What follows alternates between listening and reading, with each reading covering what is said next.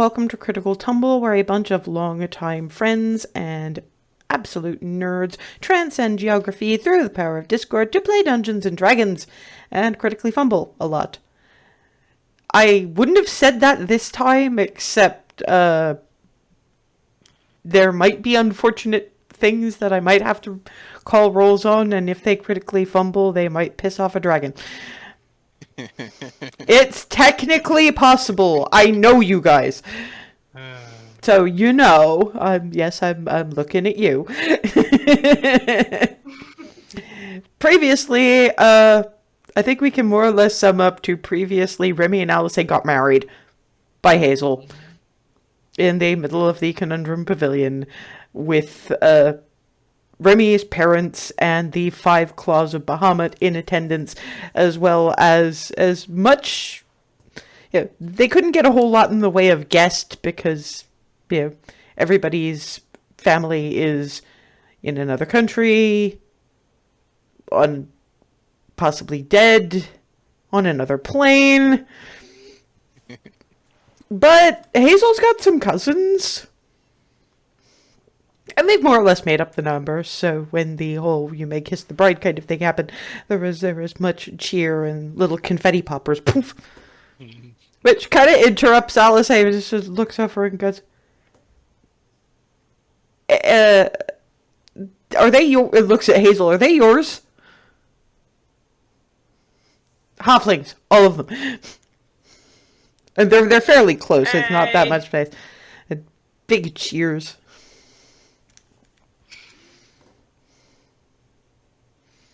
I'll handle that and then just distract them a little bit while these do have a moment. Yeah, they're sitting in. One of them has this little box with a crystal set in it. It's apparently been pointing it at the whole proceedings, and pointing it at Hazel as she approaches. What? Is taking moving picture. I am going to show your mothers. Yeah, okay. You can,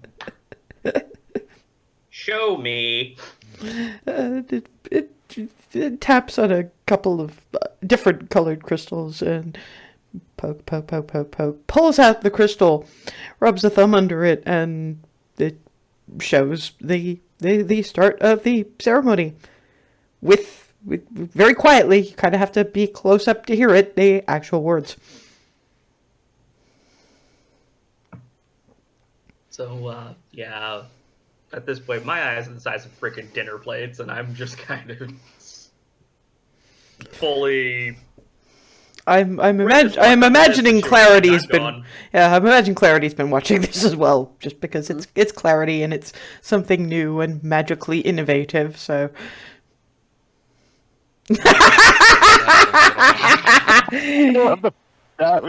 Yeah, I'll say let Hazel get back to it.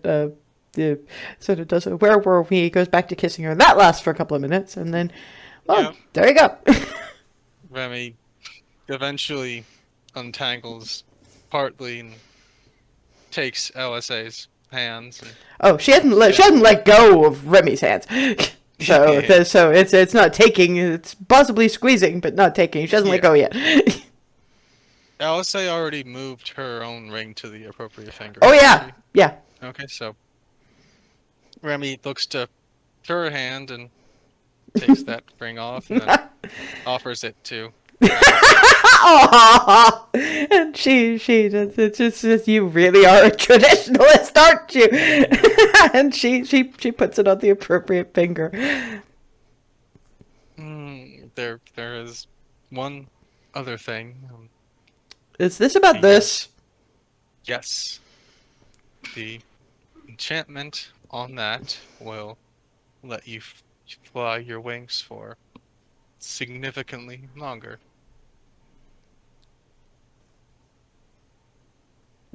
Alisaie, for once, absolutely speechless.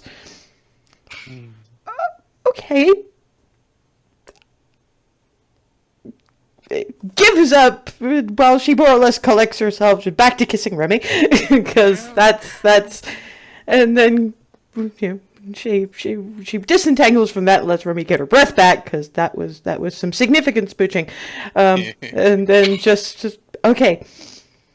When you say significantly longer, you don't know, do you? An hour, give or take. Give her to. Okay, then I guess this is where we figure out how long by testing. This is where we're saving this for we're saving this for an audience, are we? Okay, we can do that. This is gonna be a day. Oh my God, fuck.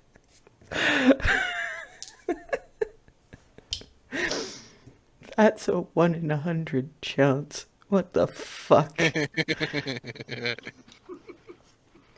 What is wrong with you?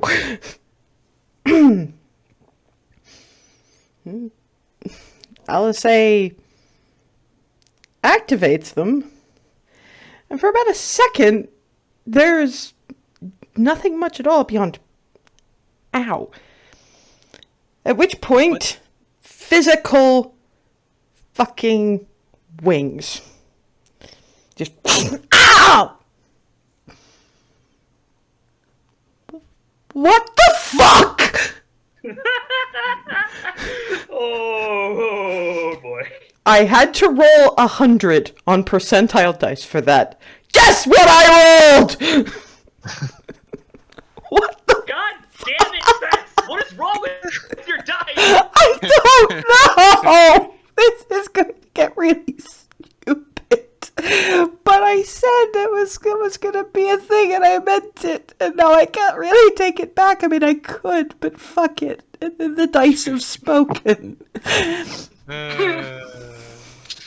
So yeah, this is probably taking almost everyone's attention except for Hazel's and maybe Clarity's, because notes as they're watching. Remi! That was not what I meant when I said significant. The cleric didn't say anything about that. What did the cleric say? He said it would extend how your wings normally appear. So he didn't really know either. He seemed knowledgeable. Okay, Remi, this is around the point when you might want to flag up that he did say that he never actually dealt with it from a solar sparked Azamar before.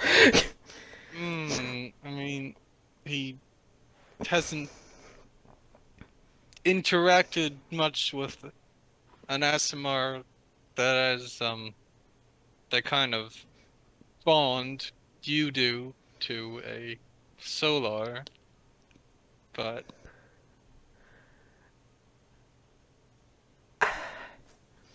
she very carefully takes the circlet off, and the wings remain. Oh, fuck.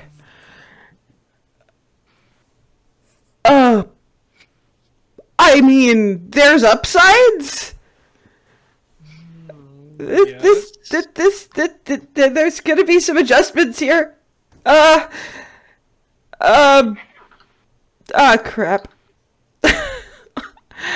Actually turns around to me and says, I'm so sorry. I know this is what you meant. they do look nice. Yeah, they're the same approximate white gold. They're just not. I mean, they do glow for the first minute, just because they're still that celestial. But by the time they've had that conversation, the glow dies, but the wings remain. Well, at least I still do the extra radiant woomph for the time I normally do it. Chairs are gonna be a problem. Froseth, help! Okay, have Clarity and I finally registered that this is happening? Given Okay, given that Hazel has a pretty good passive perception just because of her wisdom score, Clarity's still taking notes. Hazel's noticed the glow and the yelling by this point. Just gonna reach over and like pat at Clarity, just poke, poke, poke, poke, poke, poke, poke, poke, poke. Oh, hey. Yeah, I don't know either. There's gonna be Things question mark. well, apparent. You know what, Ree? I'm letting you explain this. I went to Zero told me that there was a method of extending how long your summoned wings will last, and he clearly was going to let me figure out the rest, so I went to the Temple of Pelor, and I talked to a cleric who worked with Asimar and with items, the divine magic, and he crafted something, and I helped him imbue some of Zerial's blessing into that. She holds up the circlet like. He didn't say anything about a transformation. This is Egref. I think is about all I can say. That is true. I'm gonna have to look through my clothes and see what I can actually still wear.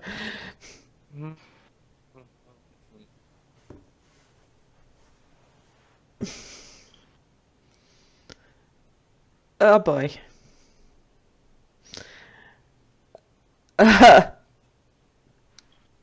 Thank you.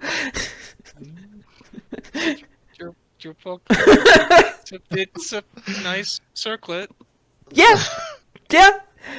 They're pretty. It's just my life has kind of changed more than I expected it to today. And she is just laughing and kind of leans on Remi's shoulder as much as she can, given height differential. Basically, at this point, she's just laughing because she has no the fuck idea what else to do. And what are the rest of you doing while all this is going on? Yeah, I will say that this whole exchange definitely made Darvin stop crying about the whole thing like that. And at some point, there very quietly, there was just as he was prestidigitating away the schmutz. But Yeah, the Barnabas does not have that option. We can't hear. You need to adjust that again. Yep. Nope. Nope. Better? There you go. There we go. Yeah, I'm Barnabas- walking over to Alisaie. But can we let Barnabas finish, please? Yeah, Barnabas has no way to clear that up, and nor does he care. Now he's just going, do I still remember how the angels back home used to deal with that crap? No, not really. Okay, Hazel. Walking over to Alisaie and just looking at this whole situation. Yeah. I mean, with a hell, make me a medicine check.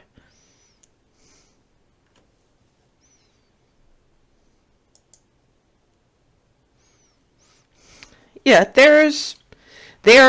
they're clearly functional from the way that they're twitching, and one of them is actually kind of wrapping around Remi in a sort of an adjunct of the hug. She's got some subconscious control over them. There's a little bit of blood from when they just sort of literally ripped out of her back, but that's mostly closed up at this point. And yeah, they are actual, literal, physical angel wings. The kind of things that you saw on Zerial.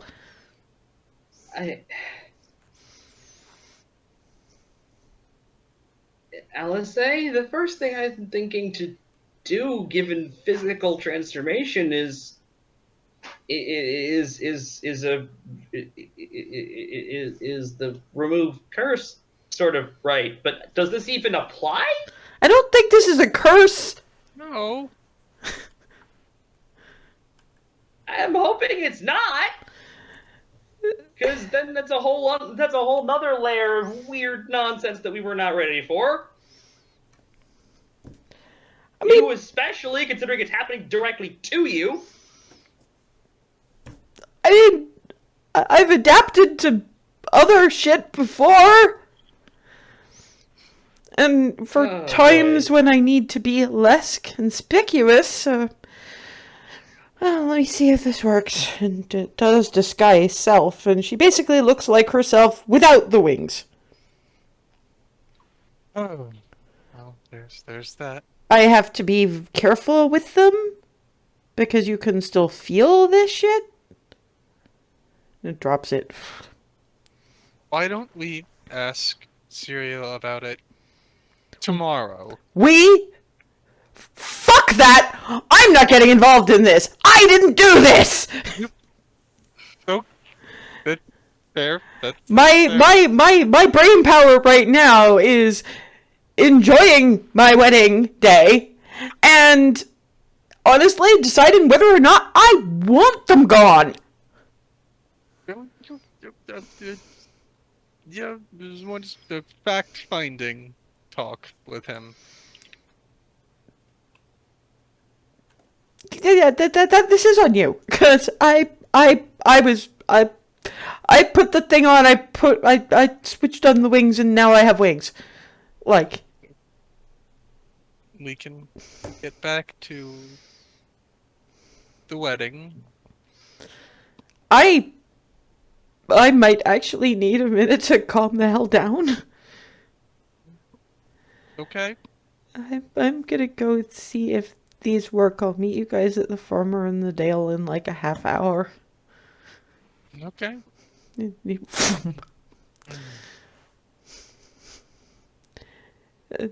the Crea Bendis is like, now that I am not stepping on the on the justified, I admit, panic attack of the alpha bitch, best wedding ever. Just sort of looking, moving away.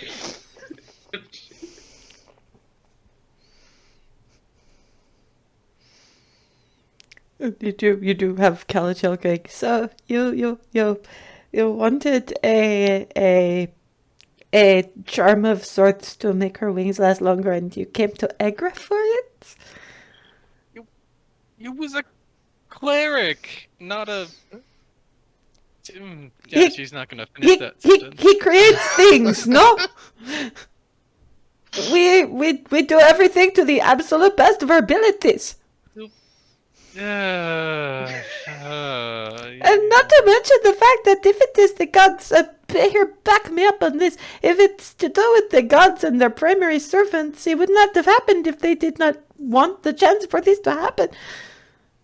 More or less, although, honestly, in this province, they do tend to make the impossible altogether too likely.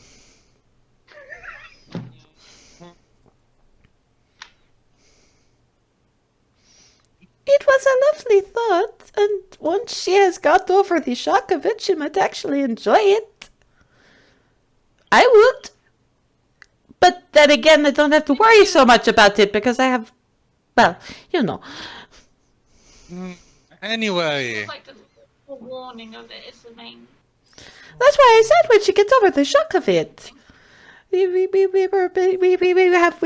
Hazel, darling. You were suggesting solutions for it when she is still in shock and not sure whether she wants it solved.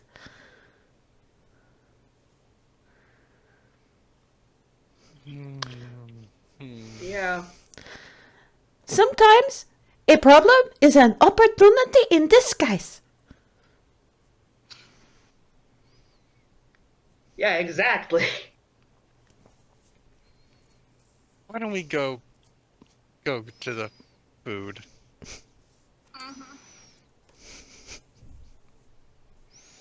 And so the various halflings get up and go. We have started with some nibbles, but we do know that the Crestwin's parents are going to want to have the kitchen for a little while.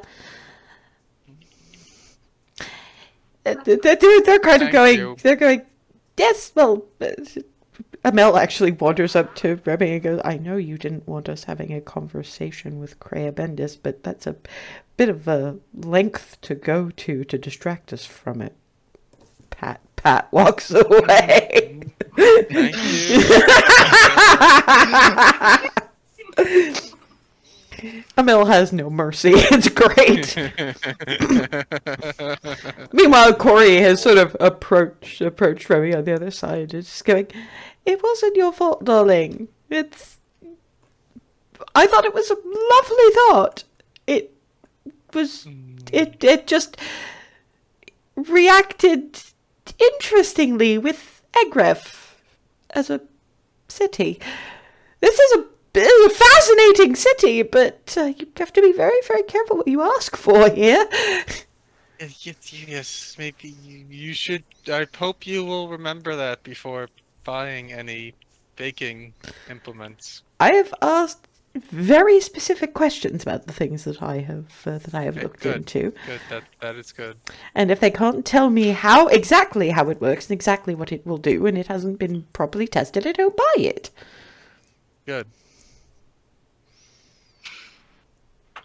You can learn from your mother, dear Pat. Thank you, Mother.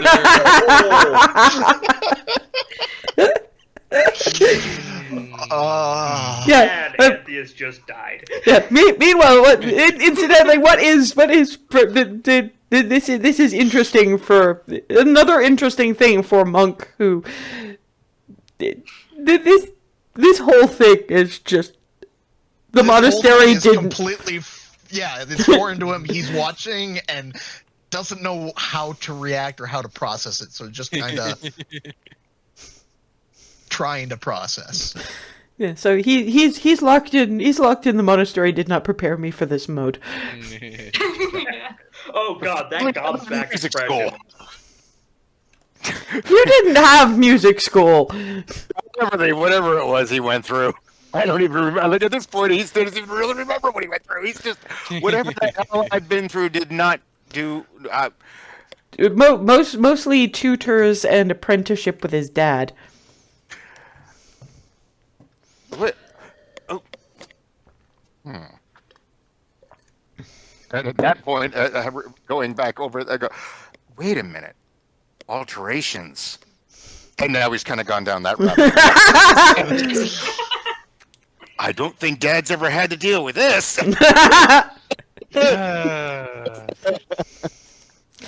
So he kind of wanders off in the direction of the just contemplating. Yeah, although Seams on wings. although yeah, Furseth being wise, I mean, Clarity's got her own extra bits, and so is Barnabas, but they're for the most part a little less obtrusive. Tiefling tails tend to be quite narrow, and Cowtail is also narrow. Furseth's the only one among them who understands what it's like to, have issues with the average chair. He might be able to be a bit more helpful than he thinks.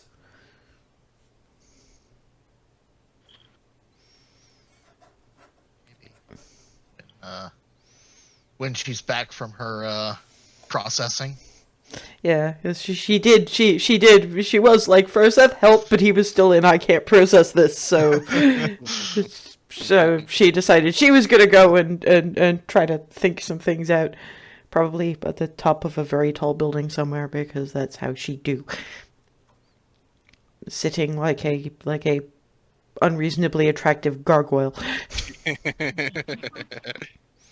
Anyway, yes, bird face. Yes, the party with Barnabas's poor muzzle is an absolute mess because of all the crying.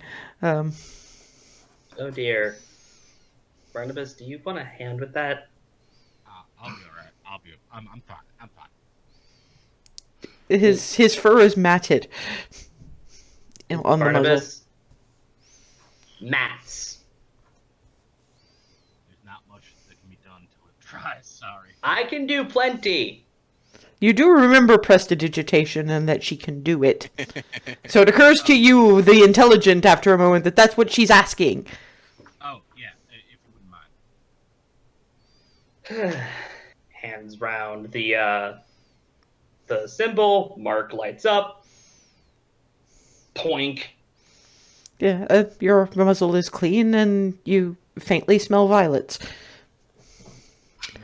There we go. Yes, the farmer in the dale, once you guys get there, is has actually been decorated much in the vein of the wedding venue. So apparently, some of the cousins did some spying. I mean, it's not a huge party, just because I mean it's mostly you guys and the Five Claws is more or less the only guest you've got.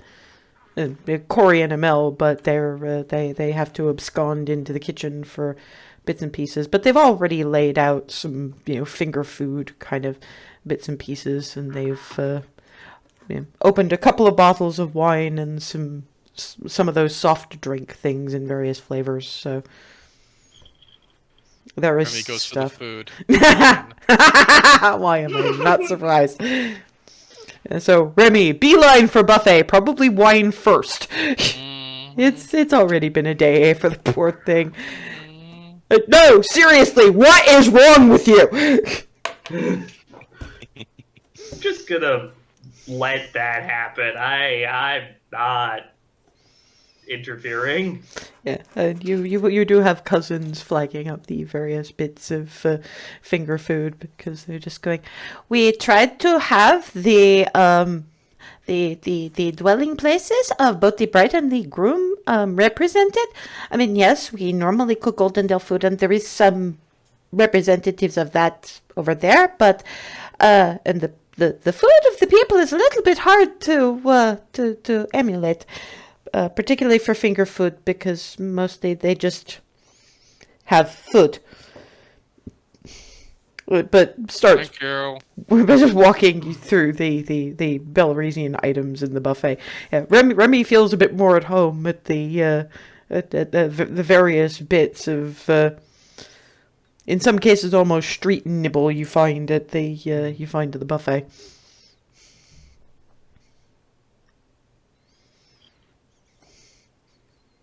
A couple of the quick flight cousins have set up a sort of a trio of guitar, piano, and drum over in a corner, and they're playing.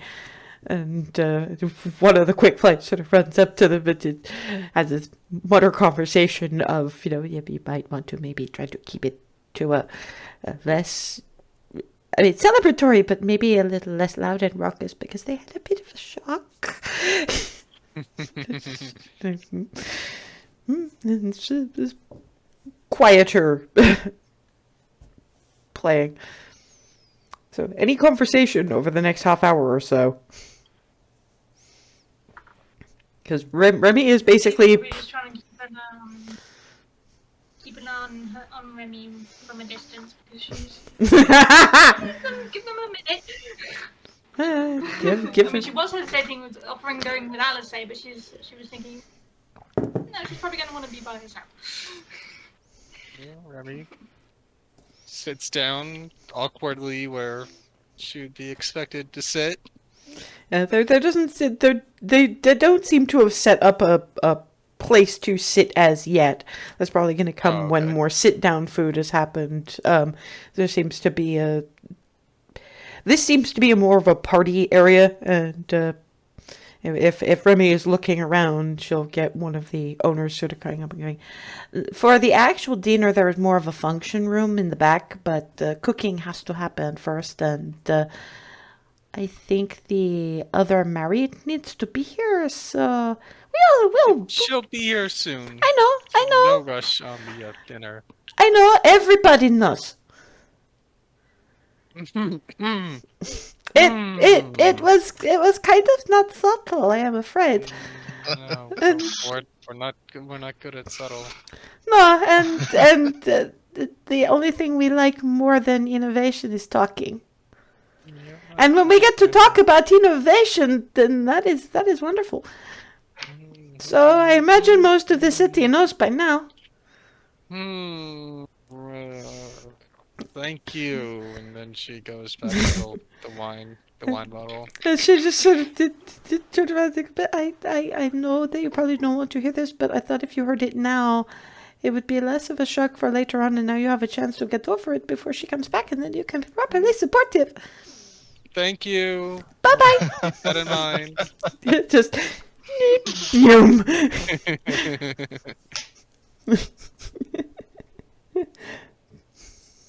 And anybody saying anything to poor Remi, or they just could all let her fucking brood. Half of you know she would not. Alisaie would not be happy if Remi was left to brood. She's brooding. She's more nervously drinking. Still. You okay over I'm- there? I guess. I'm You sorry. are I'm not even asking for a deception. I'm not asking for a deception or an insight check. She is lying through her teeth, and y'all know it. Ava just leans back and goes, now the real answer. No, it was all very unexpected. Obviously. It was. Sure, it'll work out. She knows you didn't. It was a grand idea. In intent or anything. I It don't. very I much mean, was I'm a sure grand idea. She looks thrilled with the idea.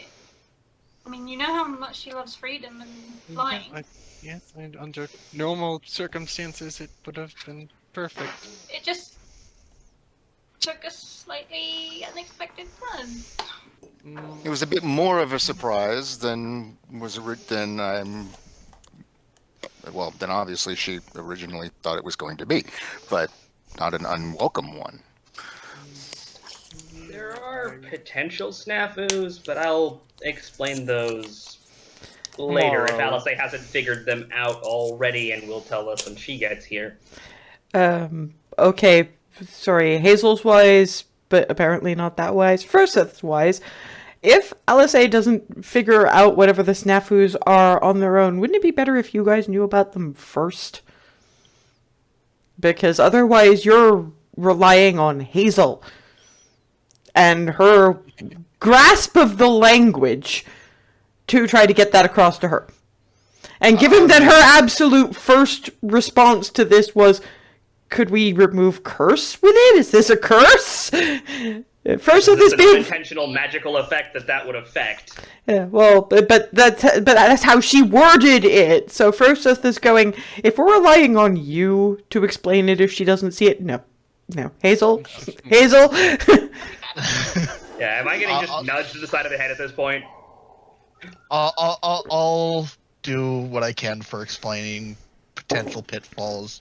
I've dealt with something kind of similar since my tail gets in the way a lot with chairs not made for people with tails. That's not what I was thinking of, though. I'm But that, considering how... not only that, there's all kinds of things that come with extra appendages that get in the way. It's not getting in the way so much as... We're already bad at subtle.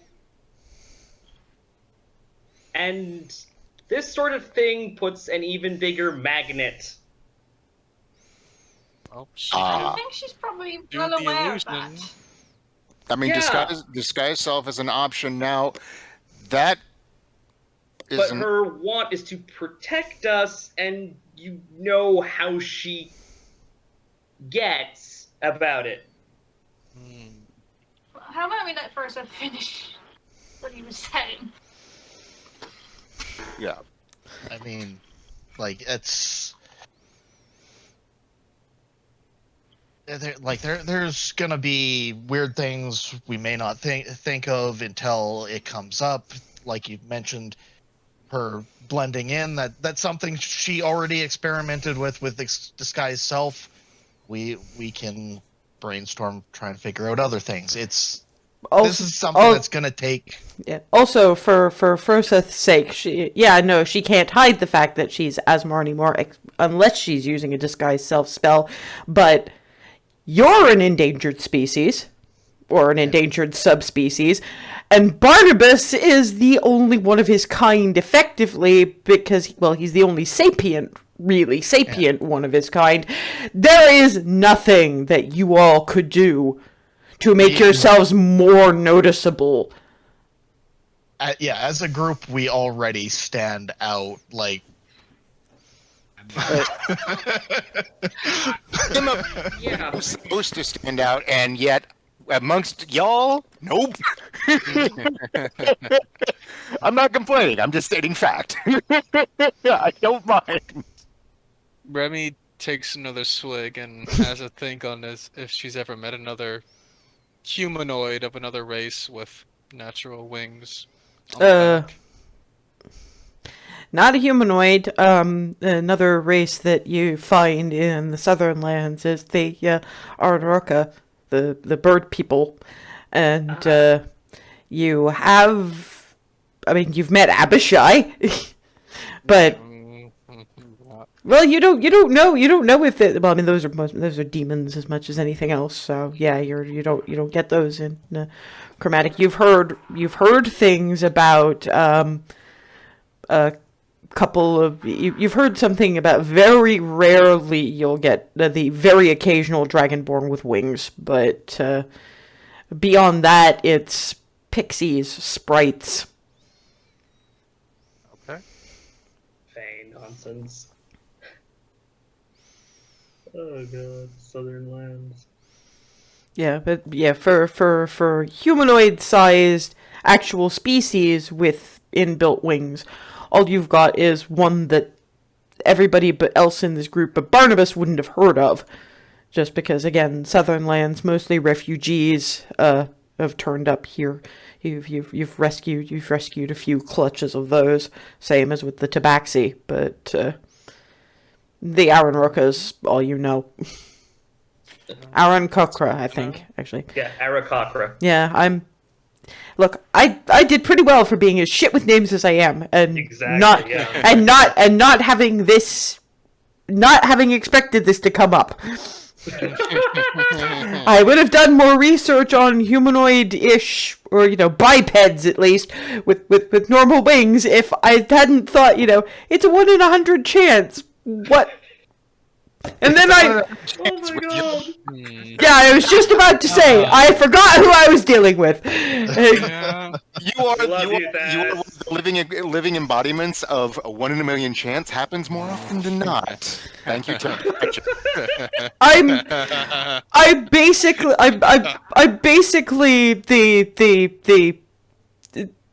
the quasi-female equivalent of fucking Taliesin Jaffe. You're having to just Yeah, We're true. also thinking about Terry Pratchett. No, I mean seriously, the man managed to make divine intervention work twice. 3 times. 3 times, okay, but twice in a very, very short succession, a very short space of time. back to life. Nothing. Yeah. Anyway, yes. So yeah, for the half hour, you just kind of having this.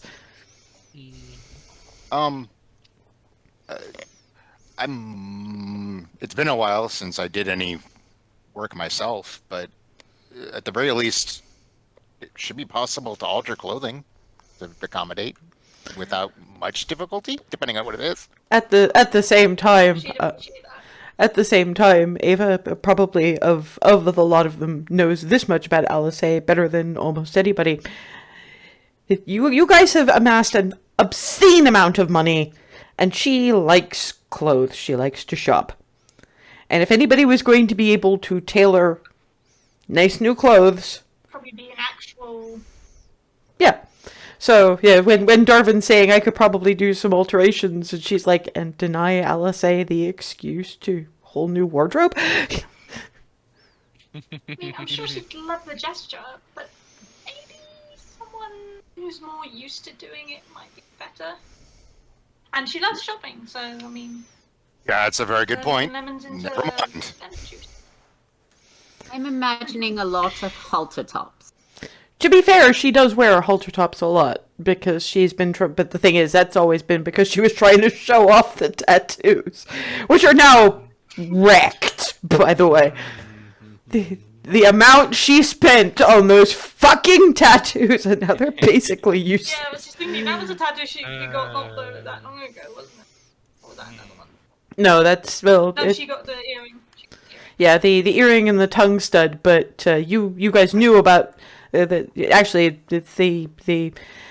earring, the tattoo stud, and the wing tattoos were in pretty quick succession as far as that went, and you did see them when she got them in the.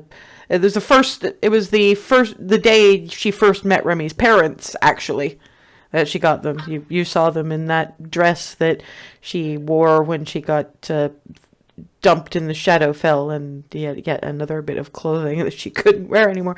But yeah, so yeah, your best bet is Remi, you guys have a day to yourselves. Go shopping. She'll love that. Remi getting quietly wasted. I'm sorry. In the third glass. That's most of a bottle. Fair enough. Yeah, I'm gonna gently move the bottle. Remi, if I have to cast protection from poison and lesser restoration on you, we're gonna have words.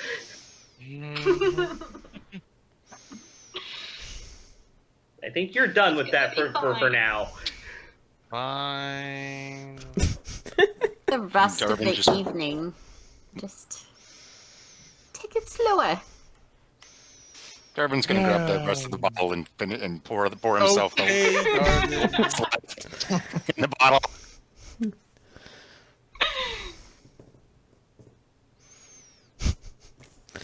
And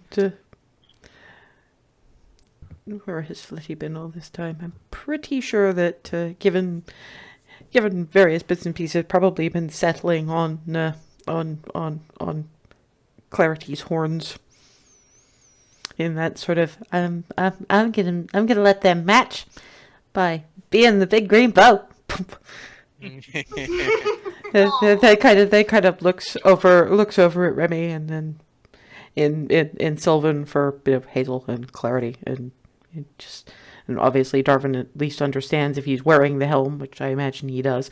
Do you think it would make the paladin lady feel a little better if I went to make sure that the now all the way wingy lady is okay? Probably, yeah. We should Good check plan. on her. Okay, I go look. You tell her that I'ma find the wingy lady, and I'm sure she is okay. It's just sometimes people need thinky times. That's what the Lyra lady, mommy lady, always said when stuff was being stressy at Hearthhome. And then foom, out a window. Oh, I love it. So adorable. Remi, Darvin's making it. Liddy is going to go Put this around check on food. Alisaie. Thank you, Liddy. Probably a good idea. I mean, to be honest, it's not that much longer before. God, this is not exactly the celebratory gathering one would necessarily have been hoping for, but Flitty comes in first. She's a coming. Sylvan again, because she's coming. At the very least, Alisaie seems to be relatively good at pulling the wings in when she's entering doors. Again, there seems to be a subconscious control over them that apparently came with the combo pack. Remi rushes upwards. How much have you had to drink already? Most of a bottle. We kept them. We kept them under control. Don't worry. She put food on top of it from the looks of it. She's probably okay. Yes, I'm okay. Are you okay? Are you okay? I just needed. Well, first of all, I really needed some time because this is a lot of new. I was prepared for the I'm married new. I was not prepared for new limbs new. I mean, do wings count as limbs? I mean, I guess, kind of. I guess. Yes. So, All answers point to Yeah, yes. part of you. well, I was thinking more because I did like I say, I used to hang out in libraries and I read some anatomy bits, and apparently the bones in wings look kind of like what your fingers would look like if you sort of bent them out, and bat and dragon wings back them up. Calatail is just, bat and dragon wings definitely back them up. You got Hill Fortinbras just elbowing him and going, "Where? Really? Really? This is Egref, we study things. What did you think I meant?" I hate you sometimes.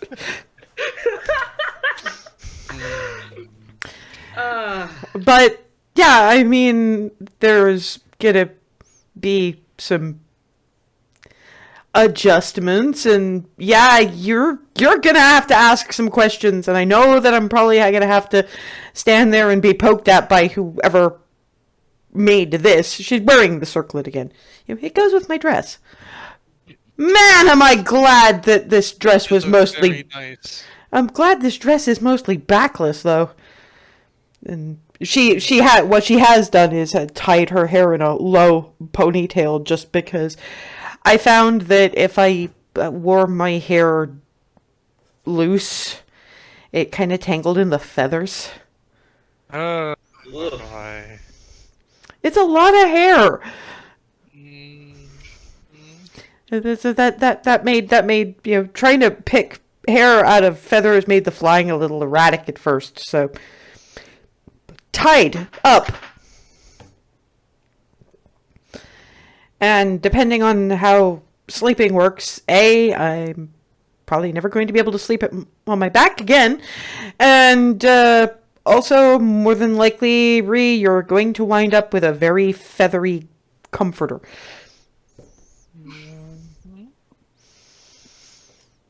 But the one thing we really don't have time for, guys, is trying to find a way to undo something that does have serious perks. And I know it's not ideal exactly. We've got, but seriously, how much more do I stand out than half the rest of us? And to be fair, I stood out pretty well on my own anyway. Holds up the ponytail. Mm-hmm. Now I started glowing, so yeah, I'm just glad. I need to rush into a choice right now. Yeah, well, to be fair, but to be fair, the more I try them out, the more I get used to them. Rather than, and let's face it, if this was meant to let me fly longer, it's possible that it did work as intended, just more as intended than it was necessarily. Much more longer than permanent. So I mean, hey. There is only one minor thing I'm gonna have to watch out for. That's just 2 more limbs to injure. That's true. That's okay. We have prestidigitation and mending for actual for feathers, various heals for the rest, and depending on how sturdy these things are, and since they're carrying the weight of a humanoid my size with my musculature, they're probably pretty sturdy. Just one more way of being protective. And does a sort of a mantling thing. Okay. Well, and as Ava pointed out, excuse for a whole new wardrobe. I'm good. I did. To be fair, I did have to do some bits and pieces anyway, and I am gonna recommend that y'all pick up at least one outfit that's all white. That's gonna be a problem for some of you more than others. I mean, Froseth already got his gi, and Froseth's fine.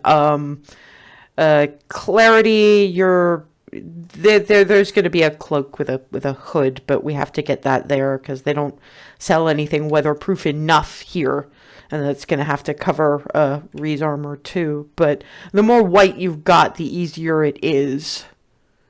Just because if we're heading in that general direction, then you don't want to be seen by things.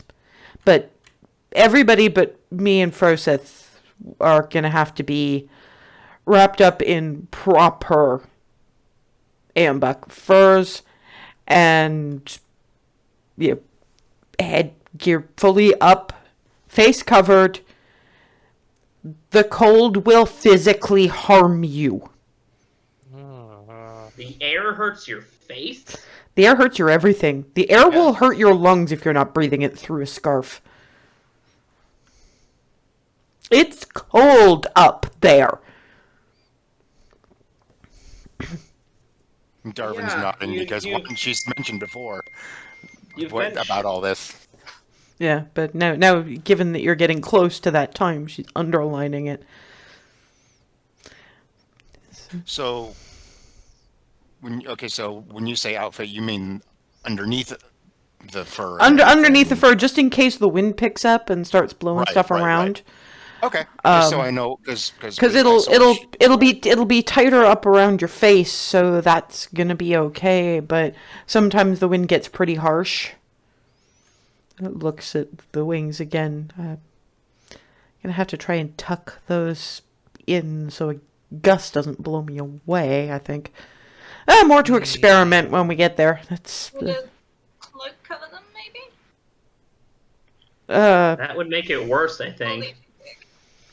And also like makes an air pocket. Yeah, and also makes it difficult if I have to fly fast. Very true. Besides, if I actually started wearing a cloak up there, people would... Okay, people are already going to wonder what the fuck. You guys are going to have to vouch for the fact that I am who I say I am if we run into anyone I know. Oh, yeah. Oh, boy. So much has changed. Yeah, I was just... Oof.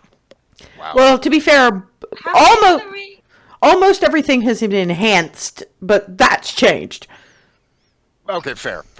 Good point. I remember you said they weren't very keen on magic and stuff.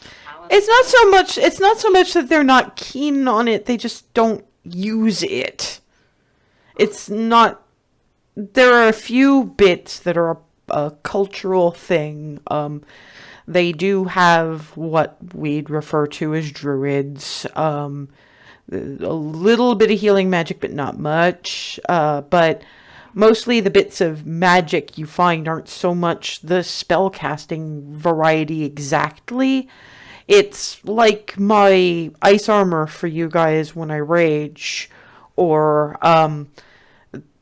some barbarians who are less attuned to the actual winter will call on their ancestors, or the spirit of some tribes have a tradition where they go out on a solo hunt for something basic, just as a rite of passage kind of thing, and the animal they kill is theirs, and they channel that when they rage. But there are some what you'd call rangers, mostly actually in Ava's vein, but the ones that have got very good at hunting very specific types of monsters. While we're talking about it, something that I wanted to ask, I emote loudly. I know I'm aware of this, but and I didn't know, should I try not to, or would it be seem like I was trying to hide something if I did try to tamp that down? Like, Well, you remember when I told you that when we're there, those of you who have a tendency to talk with your hands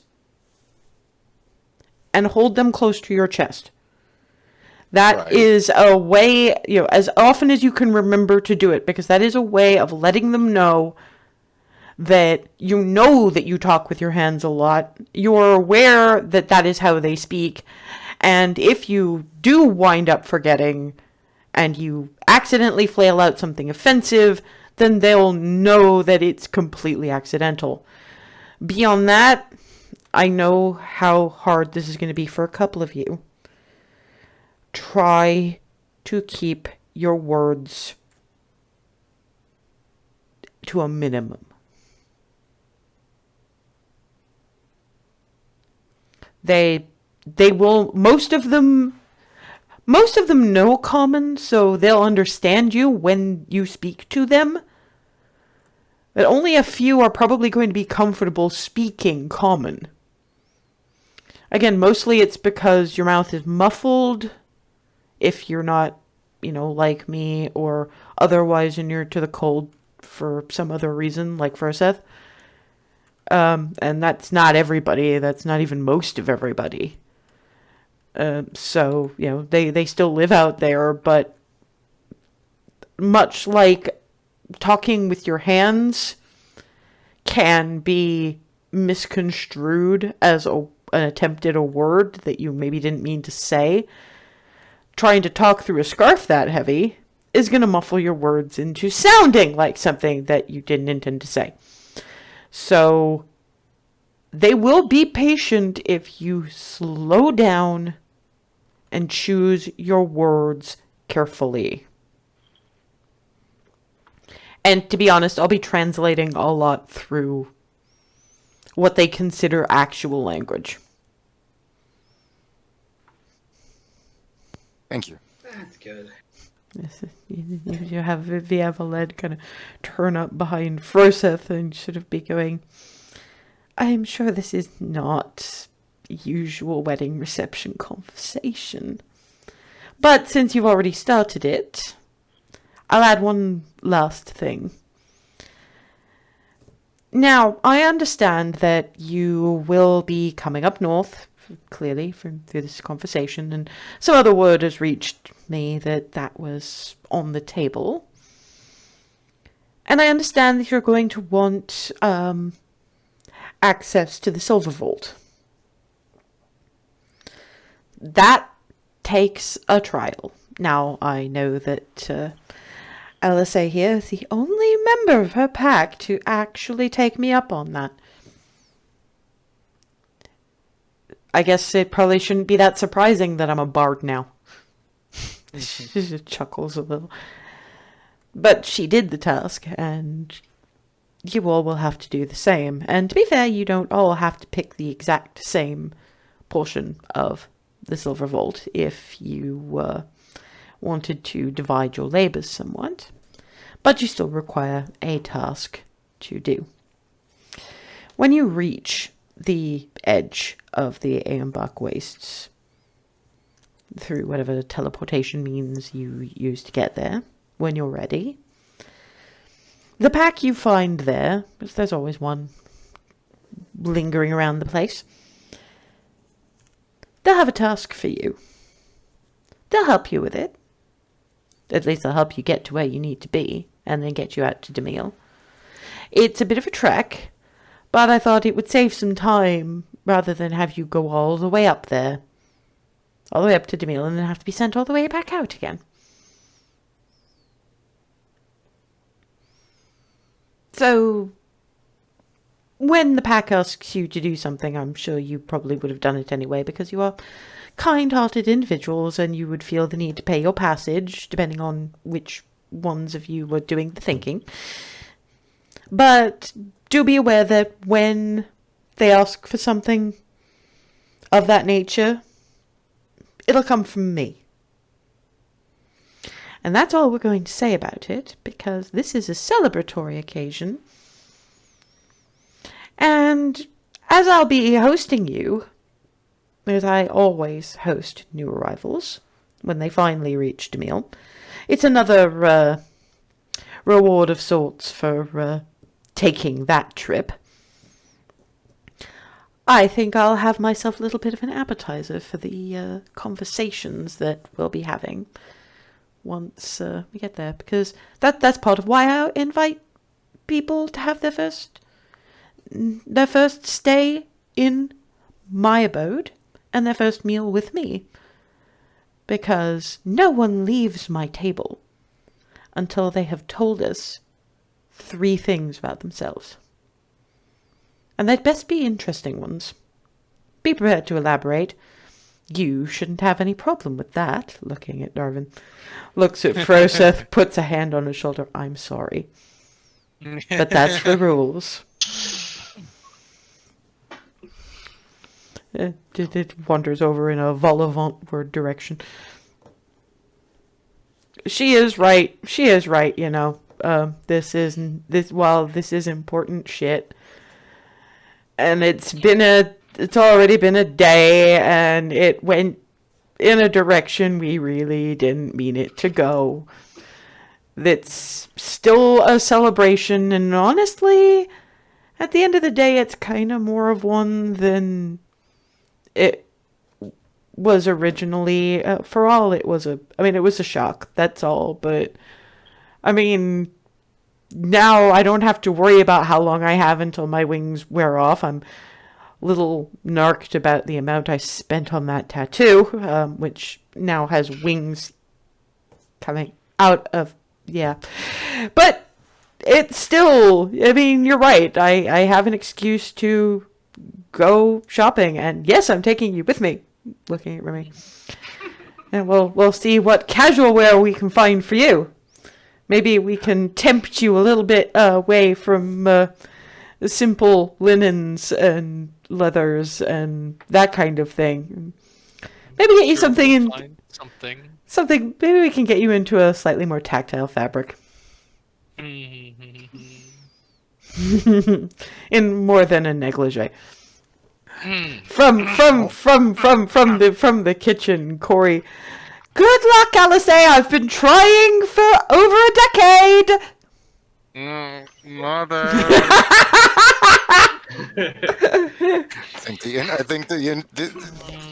I have better incentives for an adult.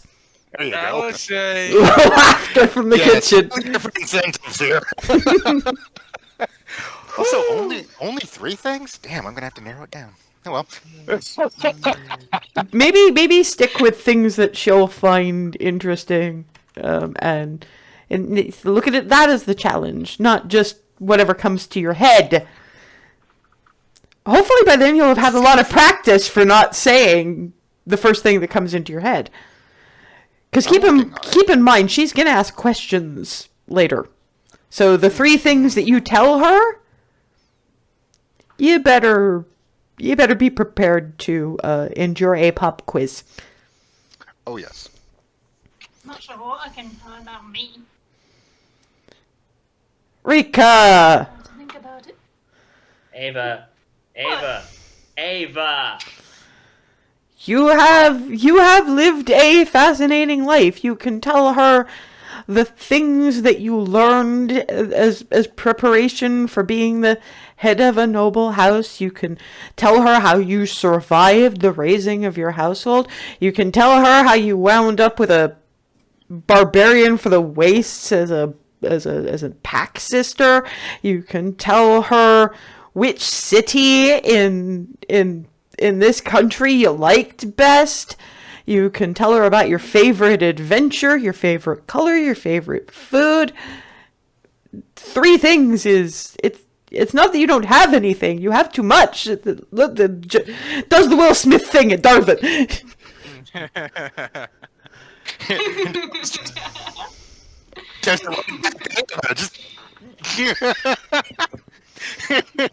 Yeah, we are kind of overflowing with things that we could talk about. It's just a matter of actually doing that. Yeah, that's fair. And doing it in a way that questions can be asked rather than just. I think the phrase is info dumping. I heard somebody use. Yeah, I mean, I it's heard somebody use. remember, this is going to be a dinner conversation thing. It's been, I did that the first time I came up, and I was like 13 and kind of stressed out about everything. Wow. There was a lot I didn't say, so I guess I kind of have to now, or I've got other things. Is the thing. I've lived a lot between 13 and like, God, nearly 23 now, and you know, there's always stuff. It's putting it into dinner chit chat kind of. And like she says, I think today she's going to give us the chance to practice. That's still terrifying. I mean, great, but terrifying on its own way. Why terrifying? She seems nice enough. Yeah, that's why. More words? Look, I'm the one that cheesed off Craya so many Bendis? so many of them, all of them to a degree or another, and I'm still managing not to freak the hell out. And surprisingly enough. from what you guys told me, she was actually really apologetic about the bunny thing. Mm-hmm. And to be fair, I learned a lot. I legitimately did. I really did. What I'm more getting at is that, yeah, she's nice and the whole apologetic thing. I just, for me, that somehow makes it scarier, and I don't know entirely why. Because you don't want to disappoint her. Because you don't want to lose her good regard. Yeah. Yeah, believe me, I can understand that. Because, yeah, I'm a little bit there myself. And actually kneels down to Hazel's level, assuming she's sitting down. Hazel. From what I've been able to tell, the things they react badly to, excessive bravado, excessive pride, pettiness, none of those are in your bailiwick. When you say the wrong thing, when you do the wrong thing, when you flail too much, it's out of excitement and joy, and sometimes fear, but honestly, you lock up more when you're afraid these days. And they are some of the most perceptive beings on the planet. Of all of them, Violet in particular, she will be charmed by you.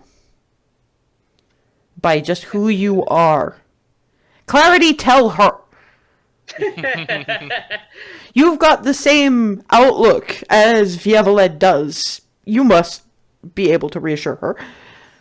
Gets up. Clarity blushes a little bit and squeezes Hazel's hand and says, "You are quite frankly the most fascinating person I've ever met." And I'm turning colors. Thanks. I get it. I really do. It's not gonna make the panic go away just yet, but it's definitely helping. Well, it's never gonna go 100% away. You just, when we're here, we'll say it to you, and when we're not, or when you need to hear it and we're doing something else, you have us in your head saying it. That's what being us means. And speaking of being us, maximum party? As maximum as we can get, I think. I'm really, really hoping that they can find me a stool or a bench or something. It's gonna take some getting used to. If anyone can do that, you can. Yeah, well, you know, I've coped with weirder. I'm here, aren't I? Yup. You're hanging around with us. You're here and married. I am very, very married, and clearly my life as married to Ree as a Featherwind is going to be full of surprises. Which may contain literal, actual feathers. Even I wasn't gonna make that pun. May points at the. Who's the god of irony? I think that probably comes under either the villain or possibly Rao if he's in a weird mood. I don't know, but it just reaches up and flicks Hazel in the forehead, pink, right at the right at the mark. Doofus.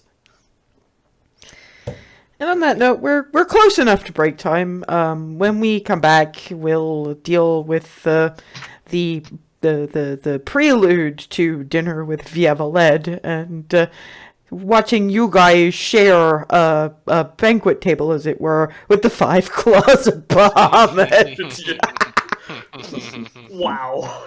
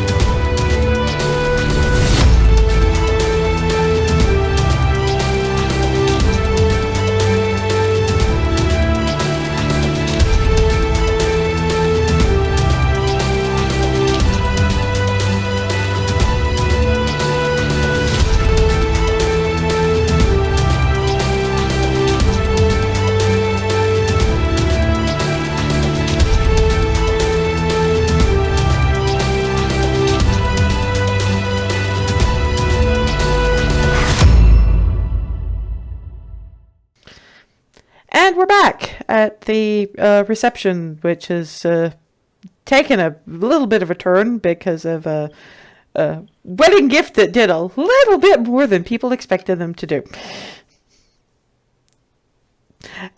Yes, Hazel has basically just gone mega party, and it's like we have us and about half your cousins. Oh, that's doable. Yeah, I know, but I'm just thinking to myself that you've probably never really met your cousins properly. Opportunity knocks. Yes, go, have fun. He'll look at Clarity. Grab yoink! While Hazel is distracted with that, Alisaie kind of more crouches, because she still hasn't found a stool yet. Just crouches next to Remi and just sort of goes, "It is okay, you know. Thank you. I know how you get." Grabs her. Mm? Gently grabs her and pulls her in. When that's done, it's just, I know how you get, is all I'm saying. So I thought reassurance would be a good thing. Yes, it is. Thank you. I guess Find you. we need to find me a lot.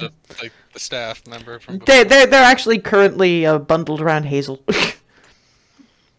It's okay. It's okay. You know that the muscles in my thighs and calves can take it.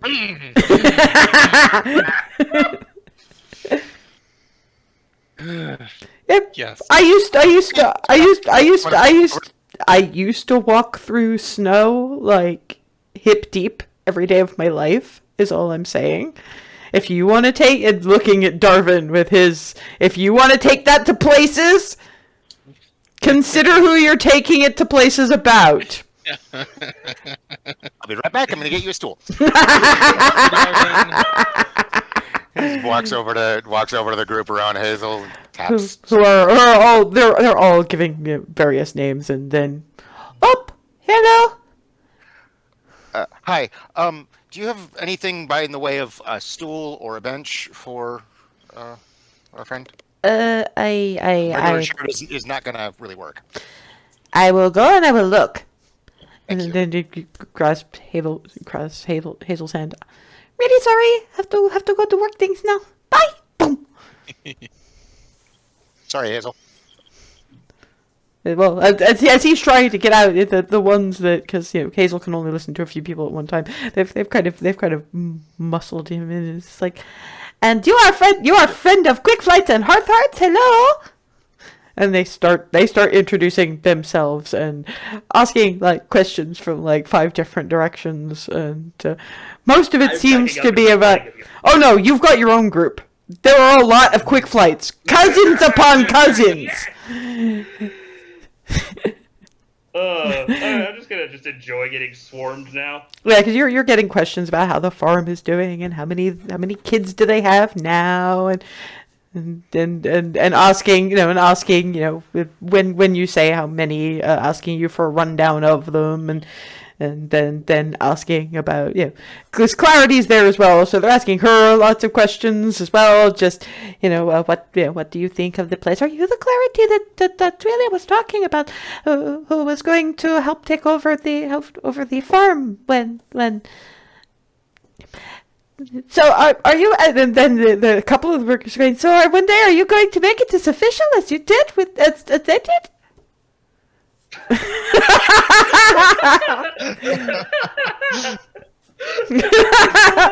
Congratulations, we just broke the team.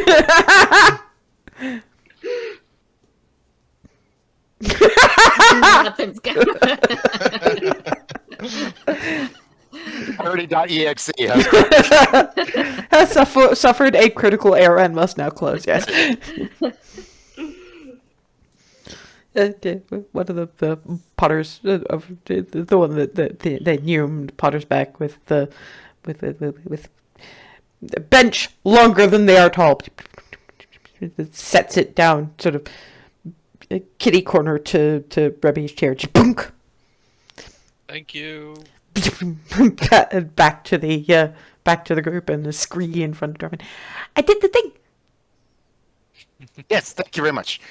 And this is and then joins in on the question asking. Yeah, confused, glazed.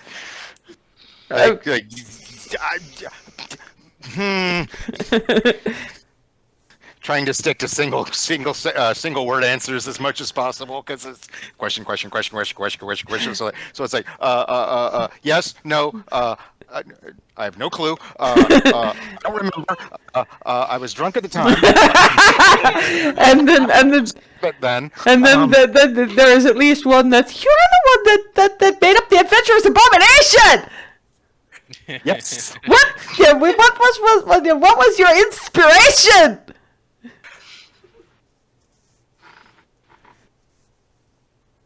Find the 3 flavors that I had never heard of in any way, remote shape or form, in ice cream form, and combine them.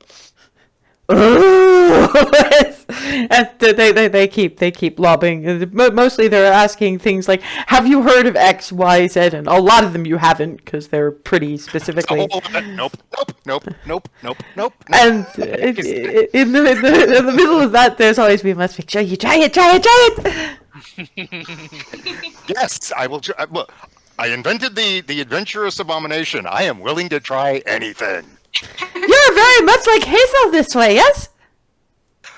I'm not as good with the spicy stuff, but I'll give it a shot. And that keeps going. And Hazel's mostly addressing the rest of the questions because Clarity.exe has suffered a critical error. So Alisaie is finally actually sitting down, just going, "Okay, cool. That's a little less noise anyway. At least noise in." Occasionally looking over with a help, but okay, I'll deal expression. Yeah, Remi's not Alisaie's. that look. Yeah, no. This is Remi and Alisaie's day. They don't have to deal with shit. Is anybody going to try to save poor Darvin? Christ, no, I've got my own shit to deal with. You're dealing with it much more happily, but yes, I'm talking to the ones that are apparently watching this like some kind of spectator sport. It's probably also going to the try reason why and he's drag never him away any help. politely. Sorry, Ava's going to what politely? Try and drag him away politely, like, we'll And they bundle her into the whole thing as well. And the questions start a little bit. Darvin has a little bit more. No, that's the thing. Darvin only has a little bit more breathing space, but he does have a little bit more breathing space as some of the questions are being fired at her now. Basically, anybody who gets near anybody who gets near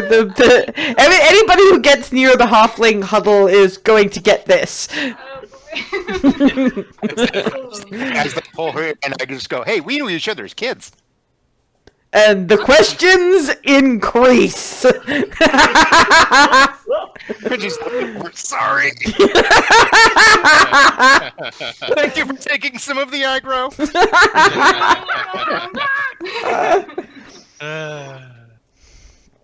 I'll make it up to you later somehow. I have no idea how, but I'll figure something out. First, Clarity's Barnabas. rebooting, and she's looking around at the halflings and just sort of mutters, "It's like a halfling question gelatinous cube." And one of the halflings who is closer and managed to hear that, we heard that they found a gelatinous cube. Yeah, now it's sort of surrounded all four of you, so that's a thing. First with Barnabas. Once Clary is rebooted. Good to see you back, Smooch.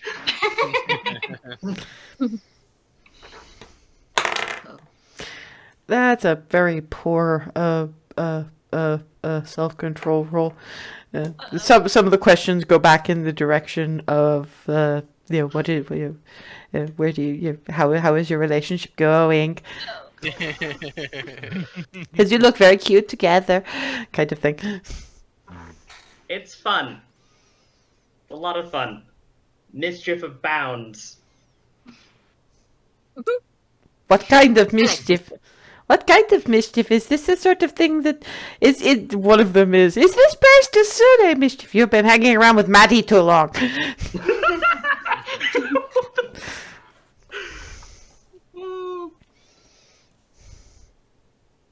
That's entirely at Clary's discretion. Clarity's hair is down for once, but she's just sort of gathering it around.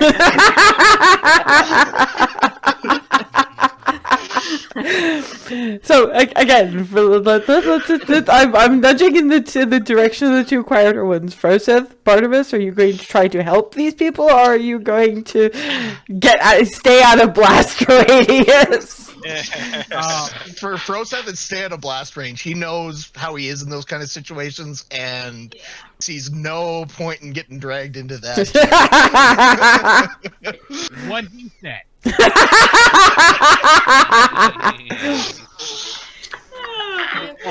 Darvin looks over, sees the look on their two faces, and just kind of goes, "You know what? Fair. Okay." Doesn't say it, but just kind of gets a, "Yeah, all right." It's like, "Yeah, okay, I don't blame you." But Alisaie, when things are when she's absolutely sure that Remi is a bit more, that she knows that all is cool, kind of gestures to the two that haven't joined in the pile. Come on, take a seat. Let them. Honestly, sometimes parties are a spectator sport. Besides, it's interesting Good. watching Clarity try to hide behind her hair.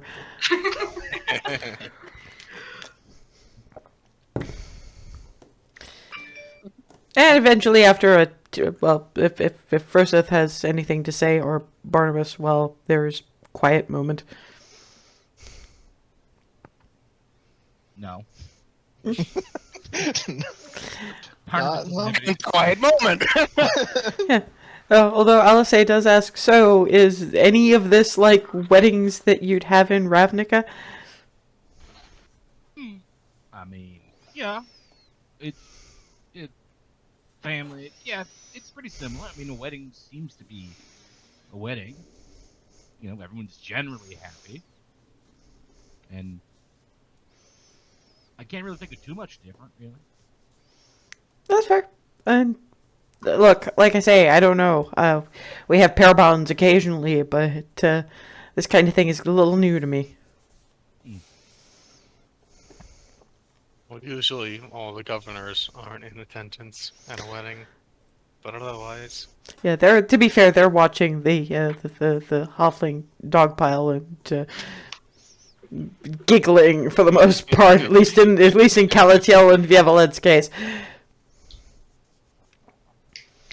And eventually, a couple of the Hofflings that weren't in the pile were in fact in the kitchen. Was going, "We'll be serving appetizers in 5 minutes. If you would like to be sitting down in the function room." Thank you. oh, good. I grabbed Darwin's arm and I made my way towards the function room. Yeah, the with some sorrow, the Hoffling pile disperses. Sorry about that again. Thank you. That's alright. Oh, yeah, I'll figure something out. But yeah, thank you. Oh boy. I think the hardest part of that was just tracking who was asking what. Yeah. And they said names. I got names. I will not remember them. Lost them already. When you get into the room, because of you four having to detangle yourselves, the Five Claws got in before you did, and you've got Corey and Amel having more or less cornered Crea Bendis. Oh, Oh, that's happening. That is happening, and you do have Corey going, I understand that they did or said something that they were not supposed to say or do, but putting the punishment for their actions onto someone who had nothing to do with it, who should already have been at Brass Arrow several times over, is absolutely unfair. You've got Bahir Zed from the corner going, I did kind of say at the time. Oh, shut up! Look, I offered it to her after she killed the red dragon and she said no, in true alpha bitch fashion. Yes, that's because she shouldn't have had it for killing the red dragon. She should have had it. Not even for bringing in the Umberhulk hide. You sent idiots after a Bahir. She comes back, yes, fine, without the rest of her idiot comrades, but with not one, but 4 cloaker bits. And you say she's an insufficient hunter on that basis? And Amel is speaking as one of the brass arrows. She does actually have a point. we don't turn Darvin into a rabbit again after this. Alisaie is just Just didn't they turn him into a rabbit for his actions, not for yours? Yes, that's the thing they're discussing. Assigning blame. As I am now given to understand it, it was actually a combination of it was mostly the cleric with the bard jumping in. And we could not deny them because grand fate of the world in their hands sorts of things. And this seemed a reasonable solution. It's not a reasonable solution to my daughter-in-law!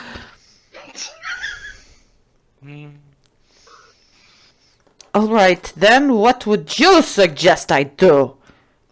Well, first of all, I would suggest you make Alisaie a brass arrow because she earned it at least a year ago. And then I would suggest you take the cleric and the bard and you find a punishment that you deem fitting and you actually assign punishment to the people who earned it. Looks at Remi. I like this one.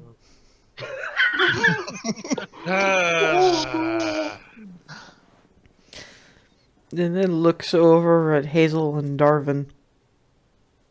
Darvin just looks like, okay.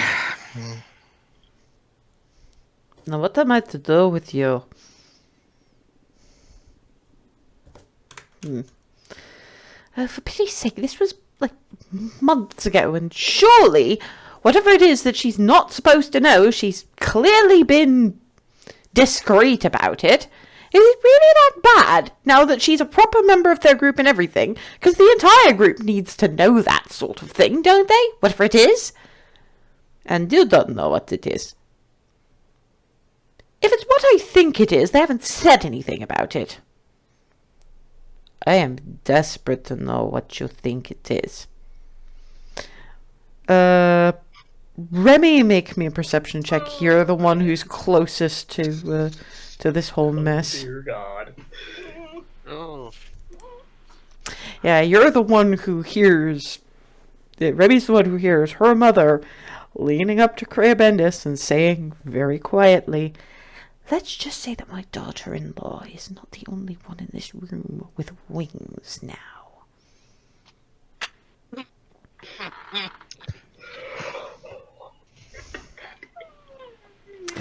They didn't say anything about that, but to the perceptive and educated, your secret's no secret at all. But if you'd prefer to keep it that way, maybe just accept that they've been punished enough.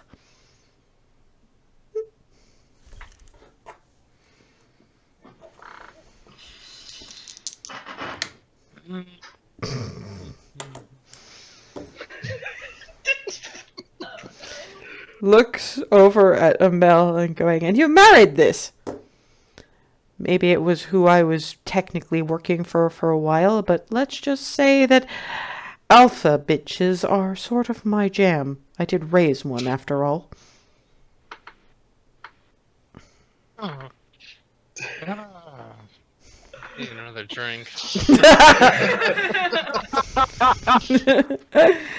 And she just looks over at the others, and Bahir is just kind of, I do not know what it was that she said, but whatever it is, I think she may have a point about the bits I did hear. Viev is just, honestly, I thought you were being precipitate right from the start. And Hyal is just, if you harm my mercenary's family, we're going to have words. Calitel is just, honestly, I would not mind if you turned them into rabbits again. Oh my god. If it was only for the afternoon, or maybe sometime tomorrow, but honestly, I think that perhaps apologizing for putting their punishment onto somebody who really did not earn it, and saying that you're not making an exception by making Miss Featherwind, Mrs. Feather, the Azimar, Brassaro, not because you're making some kind of exception for exceptional murdering of red dragons, but because you made an error in not giving it to her in the first place. I know it is hard for you to say that you made a mistake, but we all do sometimes. I am still a little bit regretful about letting the cult of Rakdos set up shop. They have not done anything too terrible, but there's still a little bit of worry every now and again, and I could use a little bit less of that stress in my life. But then again, if I let them out now, I would not know where they were going, and I would not have any control over what they were doing. So it's probably better that they're here, but still, it is a source of anxiety. So, see, I make mistakes. Oh my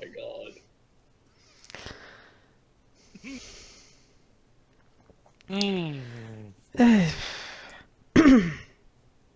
Kreia Bendish just looks at her siblings, looks over at Alisaie, who's like, well, if you're offering it an apology, I'll take it. She gives Alisaie this look like, but seriously?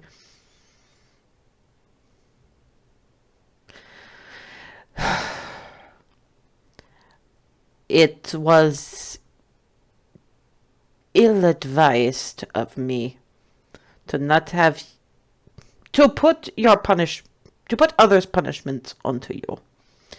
You do have to admit that in the long run it seems to have worked out, but that does not change that you're owed a thing. Stand up. She does, but she's like, just to say that, we might end up hunting your territory again, if not while we're saving the world, maybe afterwards, and your business also involves a certain amount of information gathering, and we be damn good at that. So, not to sound like I'm being ungrateful, but how about sounding a little more enthusiastic at the resource you're gaining?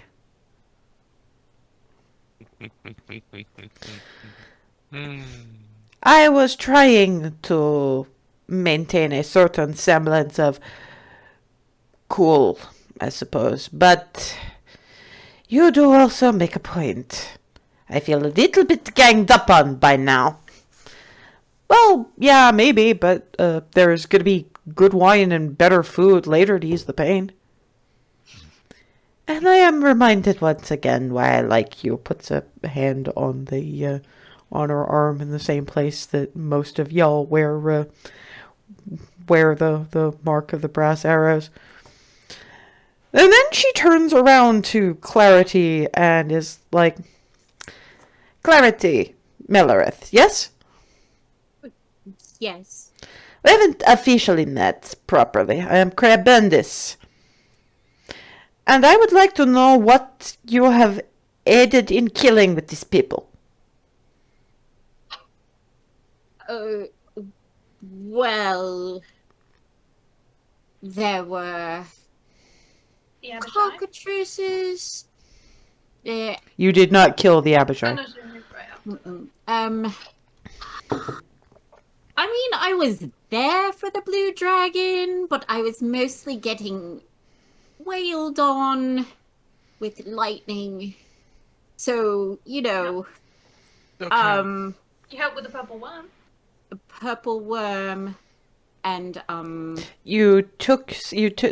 knife took a roof-mounted sniper in the throat. that happened, yes. Puts a hand on Clarity's arm, and there is it's less for you because you are fire resistant, but it's still a sensation of being branded. And when she takes her hand away, that same brassish mark that the others wear. You're all probably going to have to hunt my territory again at some point, and I'd rather not go through this rigmarole again. You! Points at Barnabas. I take it you also were involved in purple worms, blue dragons, the rest of this? I was, yes. Hand. Same place. There's this slight smell of singed fur. Not a good smell. No, but there it is. All right. I need a drink. Help yourself. Thank you, Corey. Thank you, Mom. I'm debating asking you to call me Mom, but I have a feeling that the connotations of that are bad. Yeah. That's not a word I do. Corey's good, though. Promise. All right, then. And this is a fairly massive meal, so you've got proper courses. This is almost Ava territory, really. Darvin, to a lesser extent, he's had fewer of those dinners. This kind of rigmarole was dinner every day for Ava, basically. So, soup, salad, the whole 9 yards, and I mean, it's all nice and everything, but there's a terrible lot of time for conversation. Good food, good wine, the rest of it. Things are leaning in a Remi favorite direction. And Corey is just going, we didn't really know your favorites, Alisaie, so believe me, I don't think most of the people here would necessarily be able to stomach some of my favorites anyway. Hazel probably would, but... We'll have the chance for those pretty soon. Yeah, but you don't stomach them quite that well either. Well, I remember rest of us will. I remember the noodle Figure place. something out. I remember the noodle place. Yeah, you guys are gonna have to get used to it real fucking fast. They try for visitors, but you do have Viavalette going. And on that note, you've all experienced some very interesting cultures and the like since you've been here. So go around the table. We'll start with the significant newcomer, looking at Barnabas. What's your favorite part of Egref so far? It's the coffee is almost better than home, and food here is it reminds me of home so much. It's so much different here. It's wonderful.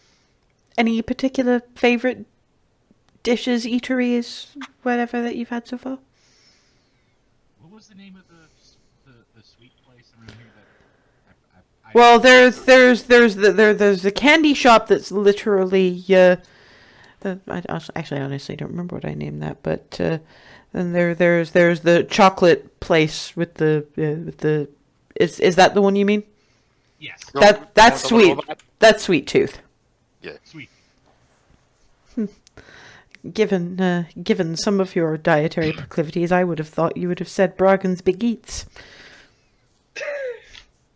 I'm omnivorous, so. Oh, I know, but there are still sometimes preferences, and one thing that I very much learned from the people is that individuals who are that intent on making their bodies their weapons, they tend to require a significant amount of protein intake. That's the only reason. But if it was Sweet Tooth, then I like that. Did you try the little chocolate and coffee mousse things? Oh yes, I did. Given I may have to go back for that tomorrow. Well, and Corey is like, well, we actually do something similar. It's I don't know if you probably have a different name for them, but it's these very thin, flaky bits of pastry with different kinds of cream sandwiched in between them, and we do one version that's dark chocolate, coffee, light chocolate with a white chocolate covering over it. Barnabas is like, hang out, can't be seen drooling. Yes, please don't drool into your soup. The next time you're in Belarus, we'll be sure to have some of that available. Mm-hmm. And it glances over to Hazel. Do I need to ask what your favorite parts of Egref are, or are there just too many to name one? A little bit, but I do have a few focal points, here being one of them. The other one being Basil Cell for reasons. Elaborate on the reasons? most of those reasons involving clarity and a drink known as Make Good Choices. They do have the most interesting drinks here, I have to admit. Also, the one the one that something. Memory is a little hazy given the amount that I drank, but golden fairy dragon things.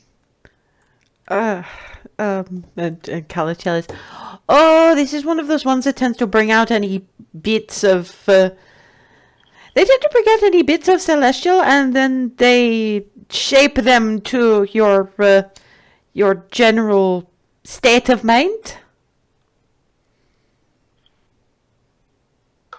If you don't tempt down on it, you do not tempt down on it. No, I don't. I never do. Hard to. That is fine. That is good. But you've now seen what happens when things that are meant to enhance divine connections go a little bit strange. Cool. Thanks, Hazel. You're awesome. I'm bewinged.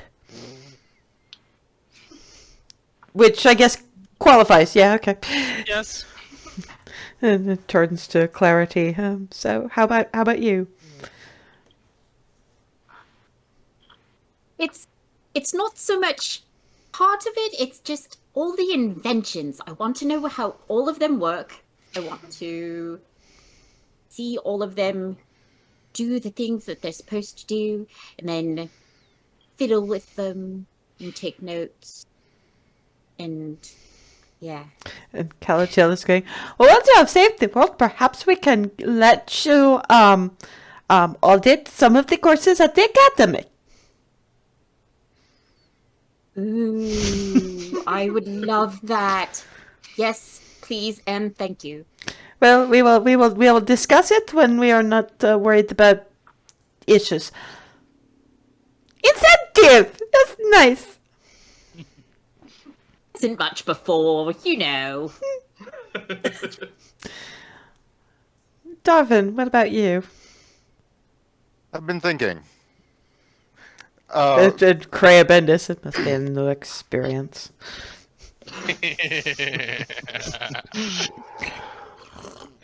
I'm going to say Basil Cell, but for different reasons.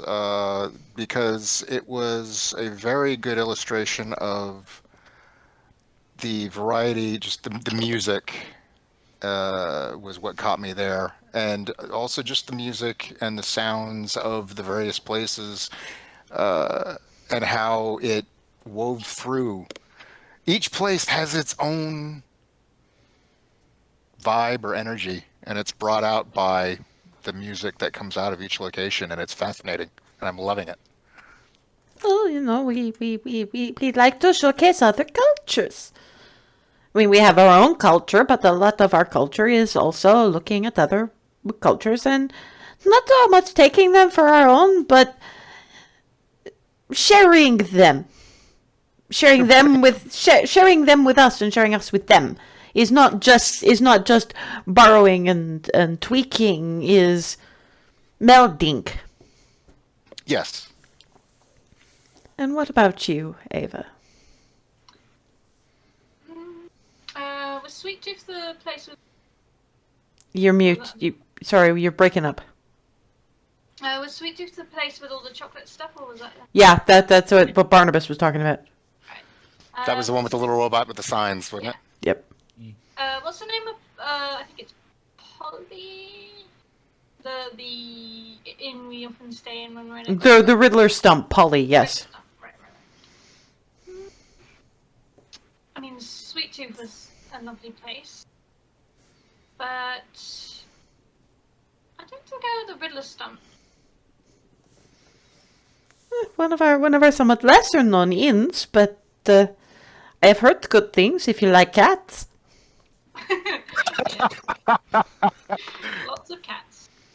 Well, a number of individuals in the neighborhood tend to run shelters of that kind, and some of them are deal with the younger cats, And not the elderly ones, but usually the elderly ones go to someplace like the Riddler's Stump or someplace like that where they expect that to be their forever home. But there is in fact a building, sort of a little ways off the Path of Faith, that is for pets who have been unhomed, so that people can come and give them a new forever home. And So like an orphanage for animals. something like that, yes. And glares at Kjell Fortinbus. I know that over in Belarus you have shops for that sort of thing. Apparently, we have enough individuals with enough in the way of family to make sure that ours don't get orphaned. Sometimes accidents happen, and they make sure that the animals at least are out of the way of the accidents.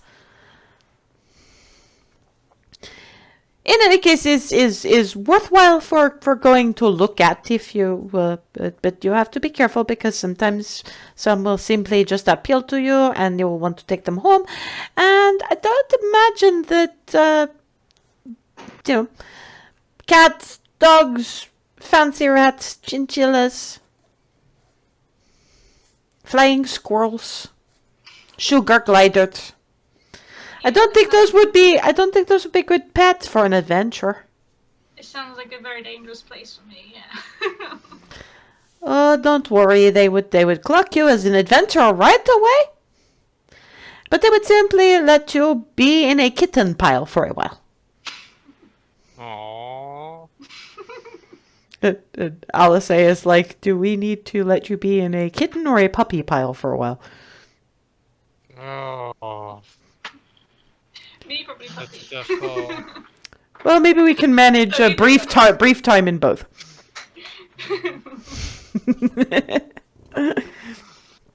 And what about you, Froseth? I can't point to any specific thing as my favorite thing about this place. It's the entire. The best way I can think to put it is chaotic harmony that this city has. Everywhere you look has its own brand of, I'm not sure, energy, whatever. Like it's. Is vibe. We say he's vibing. Vibe. That's good. It's. That is a thing. Okay. Cool. Everywhere it's its own site. It's its own thing to take in. It's. Have you seen this? Have you seen the Path of Faith? Have you seen this? Have you seen the Shrine to Pelor? I think you would appreciate it simply from an aesthetic point of view. I think it should be the cleric of Pelor to explain that one. I will definitely point that out. No, tell him. Well, it's... Well, it looks like they took the entirety of Mount Pelor, turned it into crystal, and parked it in this city. Is a rather tall building and is made entirely of glass. Mostly colored glass. Smoked glass for the inner walls and the floors, so that you're not looking at people's skirts or robes or anything. But the light still comes through. But is blues and golds, and we have floors for our research and development departments and our various research ends, and then there are many floors for the acolytes and the rest of it. And then at the very top there is your group worship, so that you're as close to the sun as possible, with the sun shining in through the lights. You should go see. Yeah, and given the amount of glass and this being Agraf, how much does it glow at night? Oh, a fair bit. You see, the thing is that it stores up all the heating and lighting from the sun And that is how they power the building when people are working after the sun goes down. So the light comes in during the day and it also comes out during the evening. What about when the sun doesn't shine? The sun always shines a little bit. Otherwise you would have no light at all and you would not be able to see anything. Very true. That meant like if it's very cloudy and stormy or something. But there's still sunlight. And it tends to amplify because, again, you have the blessing of Pelor there. And all of the light that you get in sunny days, I mean, it doesn't all just boom out at once. It stores. It also operates the elevator. And because most of it is glass, you can see how the elevator works. You actually look and see the pulleys and the counterweights and things. Clarity, And- take notes. Yeah, just looking at Clarity, going, if you ever want to see how an elevator works, that is where you go. And I do think that we have our Shrine of the Four Elements is up on the cliffs, little ways above the some of our operational bits and pieces, and the start of the sky cars.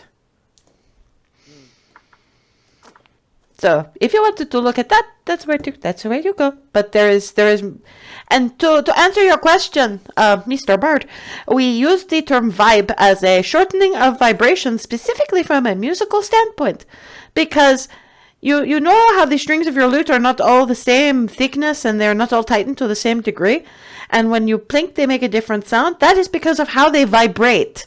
Thus, the vibe is how it sounds / feels when you have it there, you see? Nice. We have reasons for our words. Some people do that.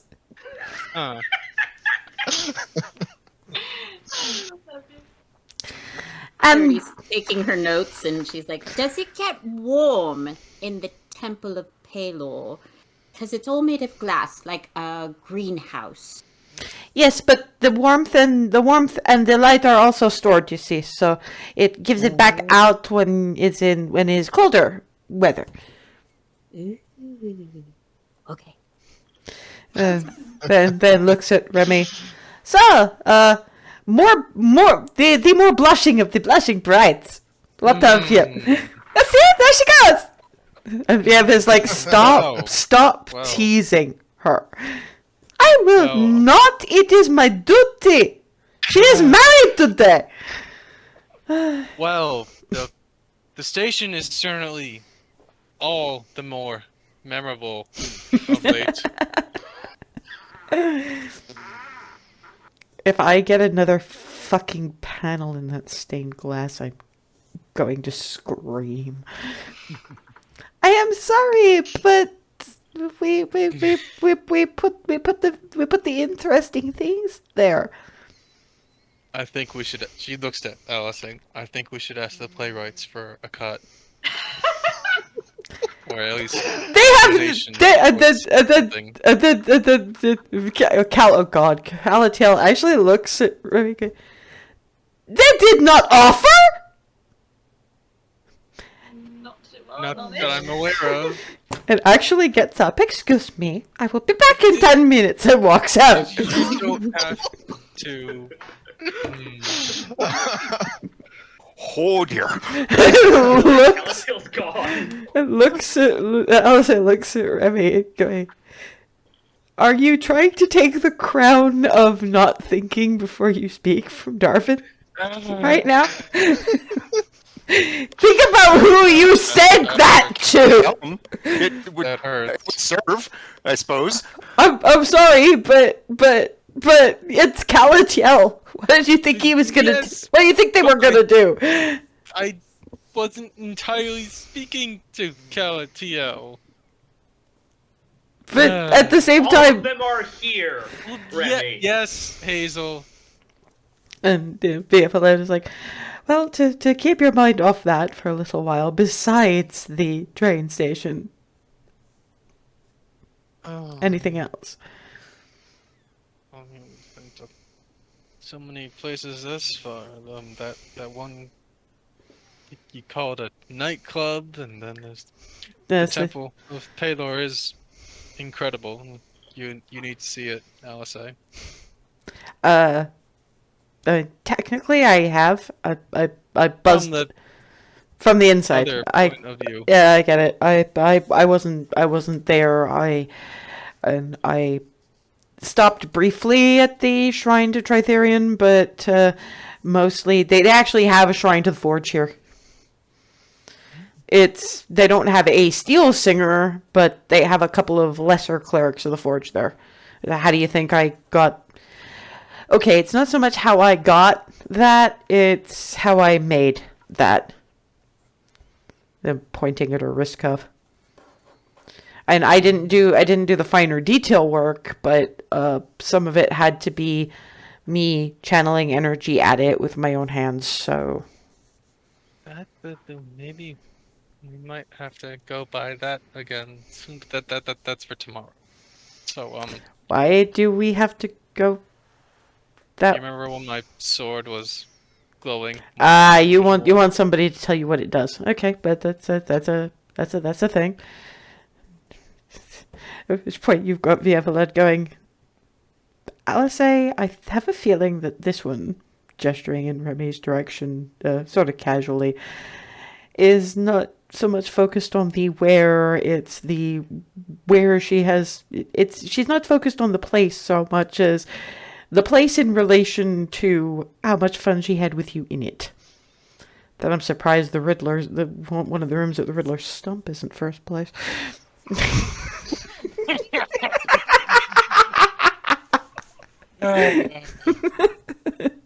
I'm allowed to tease.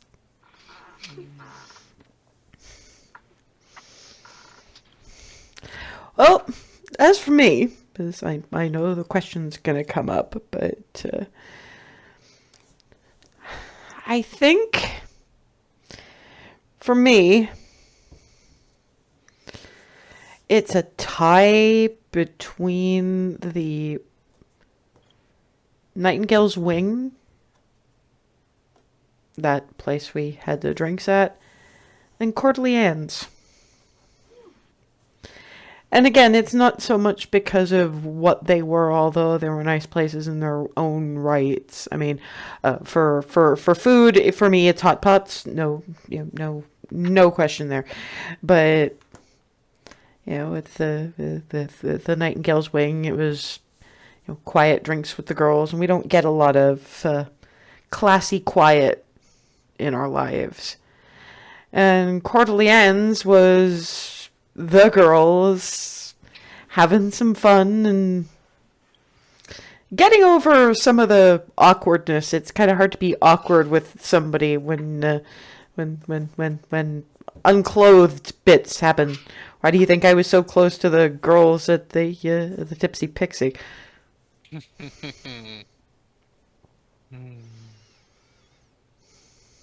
So, for much like with Ree, for me, it's not as much the places as the people in them, in relation to the places. It's like the people in my life. It's a bit like this, and points at the circlet.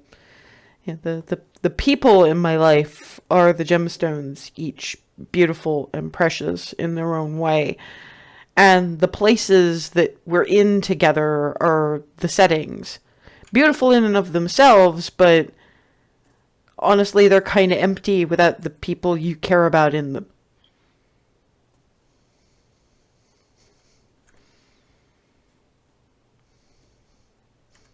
At which point you've got Kreia Bendis going, you really did go bard, didn't you?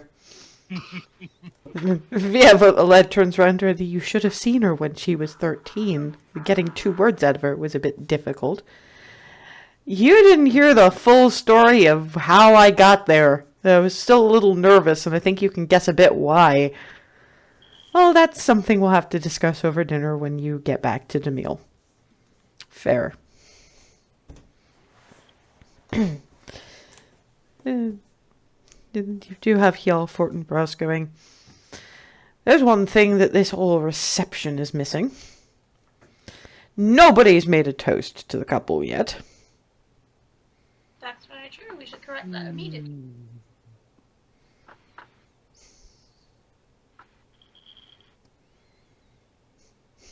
Nobody wants to start. Be right back real quick Mhm. before the toast. Well, it gives everybody a second or two to consider anyway. You just have Violet going, not really my place. It's not as if I know any of the marrieds that well. Graybendis is just, they know what I think of them. I am fairly sure that the toast about some of the two greatest alpha bitches it has been my fortune and misfortune all at once to meet. I have a feeling that might be a little bit much for a wedding day that's already been a little bit much. And Bayer Zed just looks at her like, since when did you get tacked? Since that one's mother has been glaring at me and I don't really want to go through that shit again. Corey's like, good. Jesus. Don't piss Mama Bear off. If I'm sorry, I'm having Ava say that in character, and you do have Violet just going exactly. And not all mama bears have to actually have children, so half of you fit that category quite well.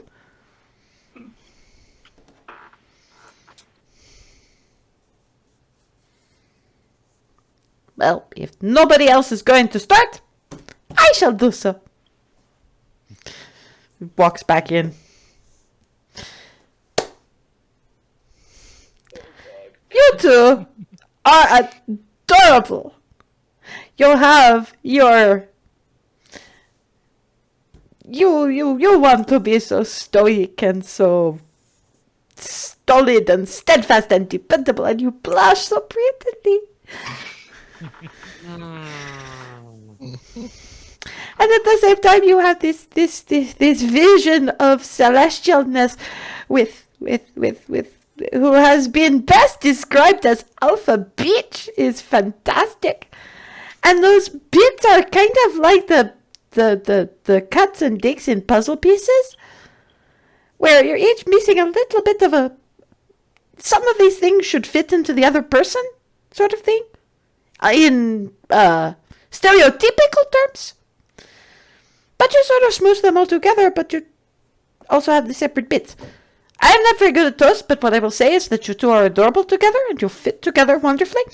And also, in honor of your wedding, and reaches into a pocket that didn't look like it actually had anything in it, pulls out a fairly large bag, just boomf size, and puts it on Remi's plate, which is still waiting for the cake. Pachunk. Thank you. You asked for a cut? That should cover you for about 6 months of its run, I think. According to their best projections. Open it. Remi opens it. That's platinum. Mm. It's a very popular play. Oh, I can attest to that. Everyone is satisfied all around, including the two of us. Alisaie is just...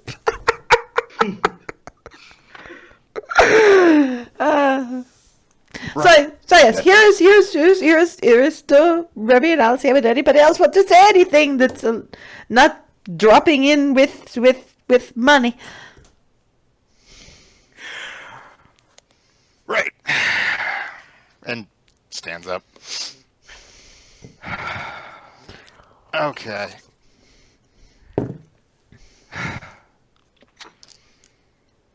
First off, yes, here's to the two of you. Individually, you are incredible. Together, you are exponentially amazing. You and your relationship have become a beacon of sorts and a reminder of why we do what we do. You two are incredible individuals, and I've learned a hell of a lot from both of you in various ways, and especially from seeing the two of you together.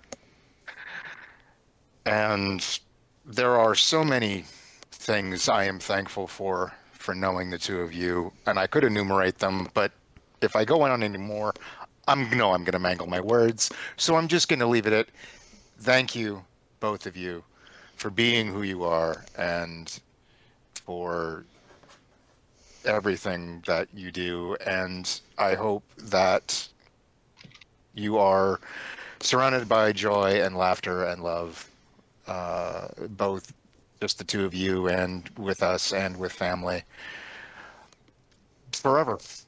Oh, Well, Darvin. first of all, with us and with family is not two different things. And second of all, if we're surrounded by you guys, how can we be surrounded by anything but joy and laughter and happiness? And just and sits back down. Here's to us. Alisaie and Remi. I'll drink to that. Corey and Emil who'd made themselves a bit scarce during that because that felt like a you time apart from Calatil getting the ball rolling. Come in with a significantly sized cake. It's slightly different, slightly different than. I mean, it's got the tier effect of a standard wedding cake, but the decorations are a bit more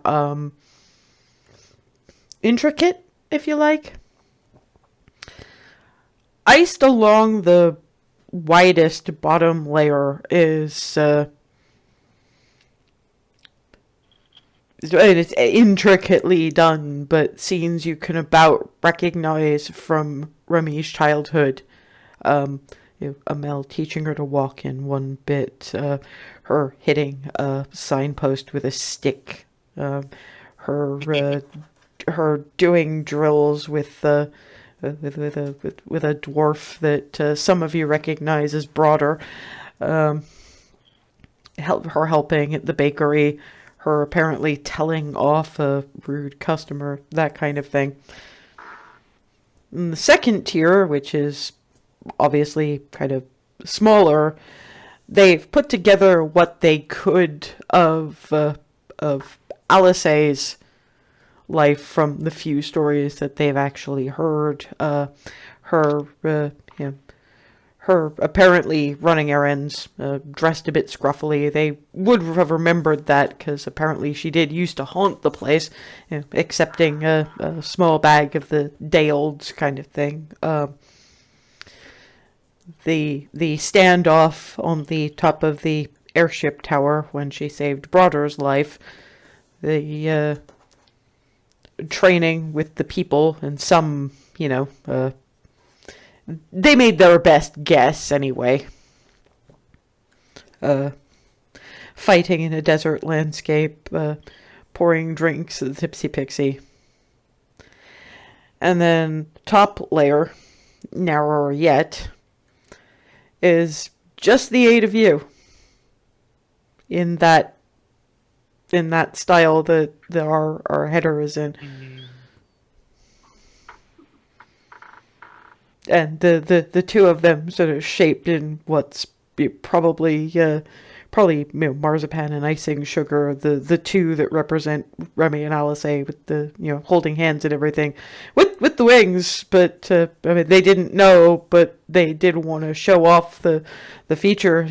Corey going, that's more apropos than I thought it was going to be. Well, when I made the cake topper, but all right. But then that's sitting on the top of that.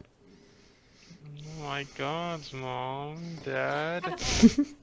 Your mother has always had a better hand with the fine decoration, but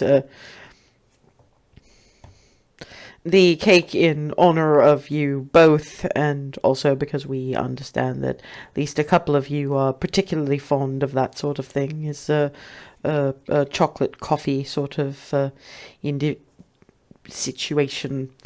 And for afterwards, I imagine you probably won't have a terrible lot of space, but there's an awful lot of ovens, so I put together something a little extra if you're not in the mood for a great deal of cake. And hands Remi a plate of still warm from the oven chocolate chip cookies. Oh, thank you. Well, it saves you from having to steal any. There was always one or two missing from the tray, so we just started upping the contents of the upping the ingredients a little bit, just so that we had some extra for you. You always seem to enjoy them more when you were stealing them.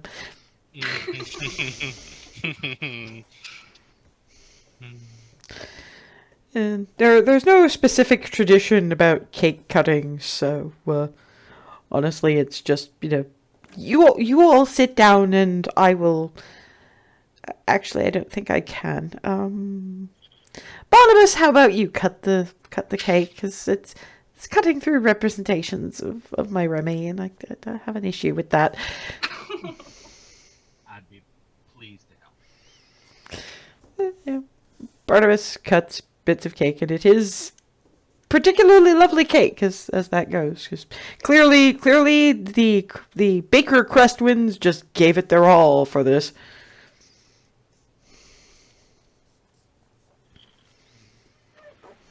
You After, did yourself. hopefully this sort of thing only comes along once, so of course we did. Hail to the glorious power of cakes. I do hope to meet your mothers someday. That I'm always perfectly happy to trade notes with people. Yeah. One of these days. I'm sure we'll manage it at some point or other. I did hear something about them coming to visit in your early Oralmas. They did, yeah. Yeah. So you never know, when the world is a little bit more settled, perhaps we can arrange the full family reception that should have had. But We might need to make a cake that size again. I think I'll have to make a. I think. Oh, we'll definitely have to make a bigger. You're forgetting the kids, Remi. Yeah. If not Let's go through bigger. it. Okay. We might have to make more than one cake, but at the same time, that's a good thing because then we'll have more information on Alisaie to decorate a larger canvas. And after the cake is mostly, obviously the staff at the Farmer in the Dale clear everything up. And there's the main room of the restaurant is given over to snacks, drinks, and dancing. Is there anything anyone wants to do or say beyond, etc.? While everybody's eating cake, I don't know if this is actually a tradition in this world, but she takes out her glass and starts tinking on it. Well, it certainly gets people's attention. So I'm trying to get everybody to go along with it too. Do it. apparently this is largely a Cedar Grove thing, so Darvin and Ava are doing it, but everybody else is like... Supposed to kiss. I've heard about this. Supposed to kiss. We're gonna Yes, be... again. Do it. I'm just Turns going along with this. there is definite kissing. It's like, I don't believe we need this much encouragement for this, but fine. I think it's a Opportunity! Woo! That's fair. it's a vibe of some kind, isn't it? Fuck if I know, but I'm happy to be finishing cake and doing the dancing. Yeah. Glory to vibe check. Okay. Yeah. Viev Aled does corner for Seth for a dance, which is more in the Belarus tavern song kind of vein than anything else. There is, at this point, a lot more of Remi than there is of Alisaie in the overall proceedings, but, Alisaie doesn't mind that much. But she will have that conversation with Furseth, mostly about the sword, which I'll drop you a note on Discord on, because that can be something you look into when you're not here in 2 weeks. Because he's missing next session. Well, his parents are vaccinated. Come on. So, and Canada, whole family is and vaccinated. So my sister and Canada Day is coming up. Yeah, no, by all means. Awesome. Yeah. So, Yeah. but yeah. So Vieveled will corner him and give him a mission to be dealing with on the following day. Hazel is going to have Kreia Bendis grab her for a dance. And basically, you have been staring at me with that look.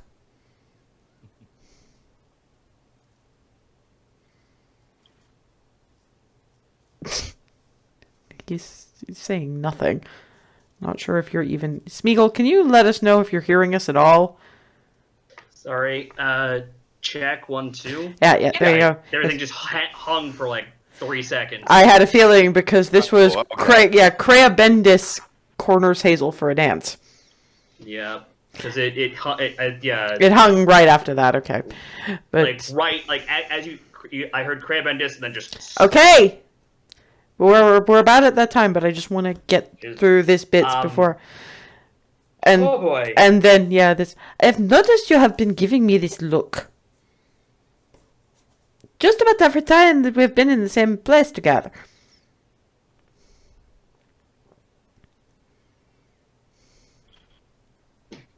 This is going to probably sound absolutely 16 shades of nonsensical, but you are hot and terrifying all at once. You clearly nods in Clarity's direction. You definitely know the way to a woman's heart, and in some cases, oddly, at least for some women, you know the way to their knickers as well.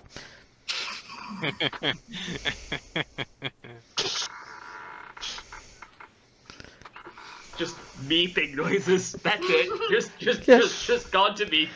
And there is very much. I do not know what kind of a situation that you have, but for tonight only the offer is there. Continuing meeping noises. Just Hazel. What? I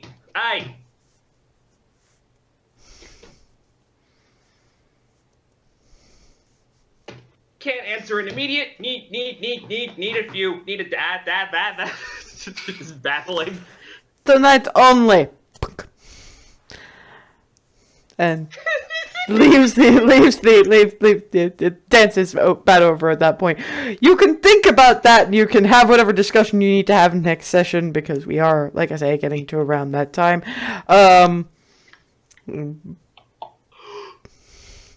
Calatiel corners Darvin.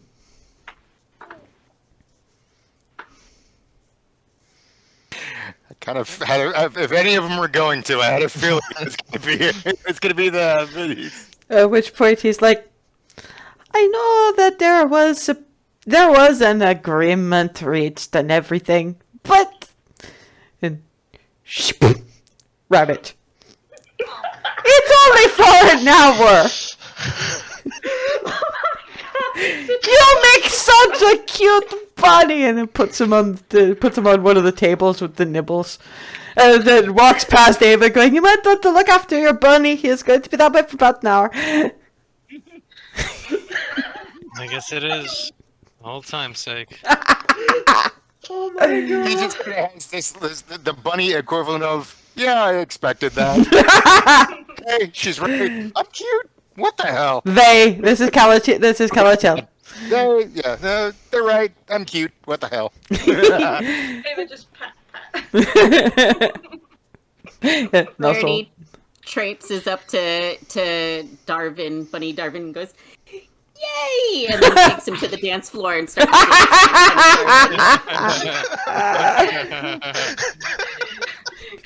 I'm gonna find the quick flight with the camera thing and just kind of try and get them to record things. Oh, they were already doing that.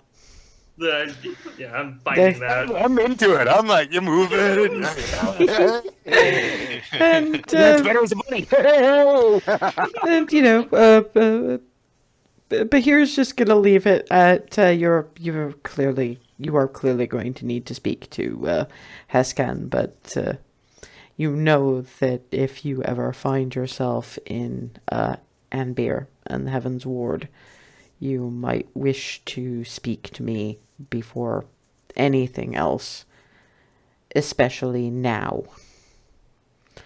Esken gave me a forewarning. Yes, one of your numbers, I understand it, can employ sending. Make sure that they do that when we're outside of town. I'm going to say Barnabas is in earshot of that, because everybody else is more or less busy, but so he can ask Remi about that later if he wants to, but Behir then puts a hand on her shoulder, but for tonight is a night of celebration. But you are going to, and looks at Alisaie, who's laughing at the Darvin bunny and scratching him behind the ears.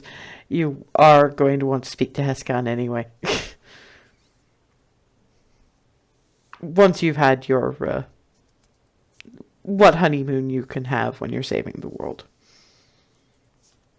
And Thank you. Enjoy. And a night of, you've had dinner, you have dancing, and Remi pulls Alisaie in that direction. and dinner, dancing. We'll have a moment next session when Hazel has to deal with having been propositioned by a brass dragon, and then Remi and Alisaie head off to their luxury accommodations, which they do actually have for 2 nights. So, you guys are going to be in town for a little while, sorting things out, even though one of you will have to tell at some point that, yeah, I think I can do this now. But it gives us time to stall while Antheus isn't with us. So when we come back in 2 weeks' time, we are prepping for a trip up north and having to deal with wardrobe issues.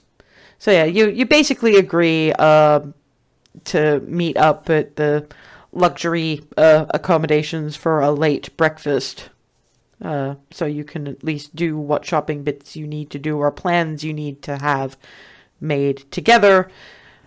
But at least for the one day, you've had enough shocks, you've had enough revelations, you've had enough plans and plots and decisions. Tonight is a night of as pure celebration as you can get when your guest list involves a bunch of overexcitable halflings and the 5 claws of Bahamut. But all in all, a very successful wedding and reception and first night. So when we meet up in 2 weeks' time, we start on the first day of Remi and Alisaie's married life and Alisaie's first night with wings. Oh my fucking god. My fucking dice, I swear! Anyway, we'll see you all in 2 weeks. Bye, guys.